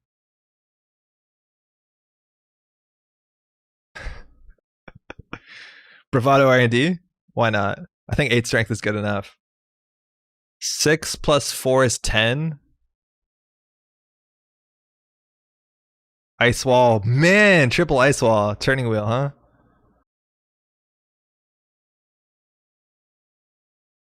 What is this? If it's another Hordem, we're going to be so upset. It's a mouseless. That's fine. We could give them a credit to gain a credit ourselves, but their money is not particularly strong right here. But they're just going to mass comms for a lot. Access server, let's go. Force a draw. Yeah, Rashida Yahim. Yeah, we're going back, my friends. 9 cards left. It's a lot of Rizeki. It's some Rizeki, yeah. Unfortunately, the trash doesn't give an Amaku counter. I imagine they purge here, but that's why the Fisk was like really well timed, because it's hard for them to purge. I think we have to go HQ. Like, there's probably agendas in there. The fact that we're not going HQ is probably an issue. I think we just boomerang HQ and run it. Oh, we should have put a legwork in this deck 100%, because we have Fisk. Trash Mwanza? Oh, that's probably what's on HQ. Oh, okay, this is a problem, because this could still be a 10 strength Colossi. Say boomerang for remote? No, I don't think so. I think we just boomerang this. That's probably a Mwanza. Like, the boomerang goes back into our deck. We only have 8 cards left. Vanity? Oh, you're right. They could red planet for the win. Oh, it's actually not unlikely to be Vanity. Love good to kick the habit? No, we have a billion credits. I think we're okay. Mwanza means snare? Yeah, snare's okay, though. Can't diversion. I think we just run HQ and risk it. Love good for black file. We don't have a black file. Oh, we need black file. You're right. We're gonna lose to a vanity here. How do we recover from a purge? We don't. So I think we need to go in here.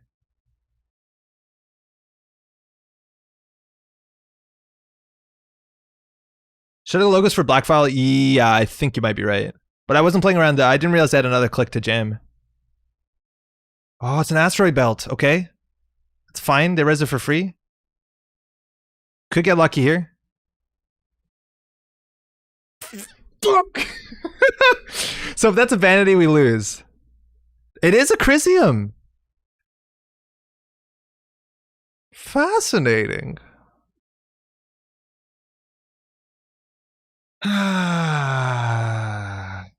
Gravedigger or pad tap?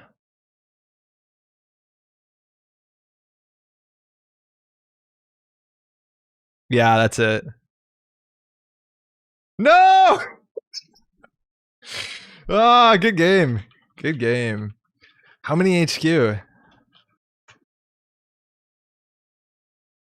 So I even think if we did get the black file down, we still only won. Was worried about the boomerang. Batty? 3 in R&D, yeah. So even if we got like the black file down, they would still red planet couriers out, which means this remote is worse. Only 1 in R&D? The thing is, like, I don't think we still could have won. Oh, it's a Crisium! Oh, Boomerang could have done it! If we just realized Vanity earlier in the turn and did Boomerang run remote, we would have won. Ah, Beans, we definitely could have got that. Yeah, we lost after scoring government takeover, huh? That can happen. Yeah, so Black File probably wouldn't have made us win, right? Because we still have to hold on for a while. Now, they could have purged here, but if they purge, like if they purge once, we can't ever get back to this remote. We played our 2 inside jobs. Now, it's totally a wildly different game if our labor rights, thanks for the game, eh? If our labor rights survive, because at this point, we've just been doing labor rights Fisk every single turn, which puts them in a really awkward spot. Our labor rights into Contaminate, which helps with the Amakua, at least to a bit. I get the feeling this deck wants to get out of Gravedigger. Gets out of Gravedigger. Yeah, it actually could. I wish that we had more run pressure. Yeah, it's pretty good. Focus on getting slower, but forcing the corp to slow down as well. Yeah, that's kind of the Cortez plan. There's some other cards that help you play that strat that I think are cool, but man, technically you can get it after the purge. How? Well, Laramie wasn't Hoshiko, so we learned something. Yeah, imagine she was a Hoshiko ability. To get a counter? I don't know. Boomerang into HQ into archives. Oh yeah, you're right. We could always boomerang HQ, but if they res Crisium, we don't boomerang back, so we can't do HQ. We'd have to do archives, then we have to get a shuffle, and then we have to draw it. So it's technically you're right. We could get a counter back. The virus purging with turtle and stuff really slows things down. Yeah, the fact that like they spent a whole turn purging the Tapworm is a really big deal, but like we had good money this game and then no way to capitalize on it. So I feel like even if we play a Crypsis or like we could probably afford a Mina, we could probably actually build a more regular criminal and just play this sort of like aggression. Like, I don't know. Black File probably is fine as a slot in a criminal deck. Like, obviously you need to draw a lot and Fisk helps that a fair bit, but Black File isn't terrible. Like, it's like reverse Vacheron. They still have to not lose. I'm fascinated. I need to play more Black File. It's just like a good card. That's so wild. Yeah, I don't think Black File would have, if we didn't have access to labor rights, Black File doesn't matter. Catch you around. That's really cool. Man, today was really cool. I'm glad we could play some mill decks.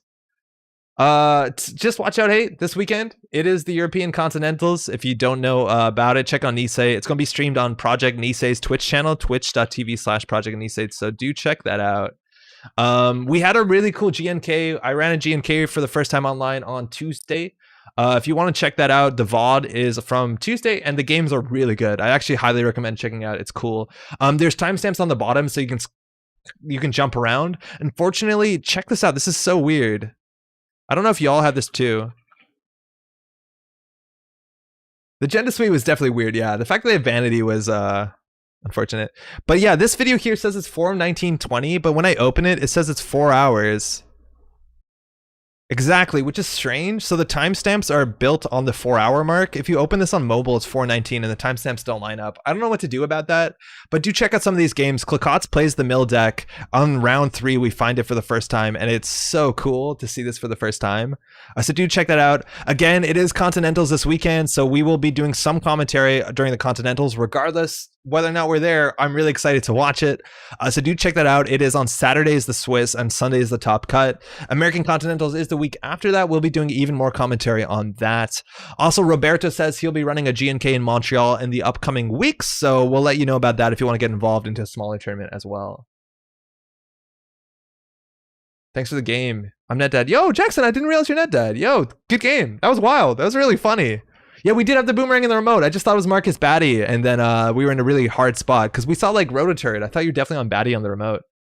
But I think even if we got Black File down, which is what we were trying for, you win the game because you got both of our labor rights, which is our recursion.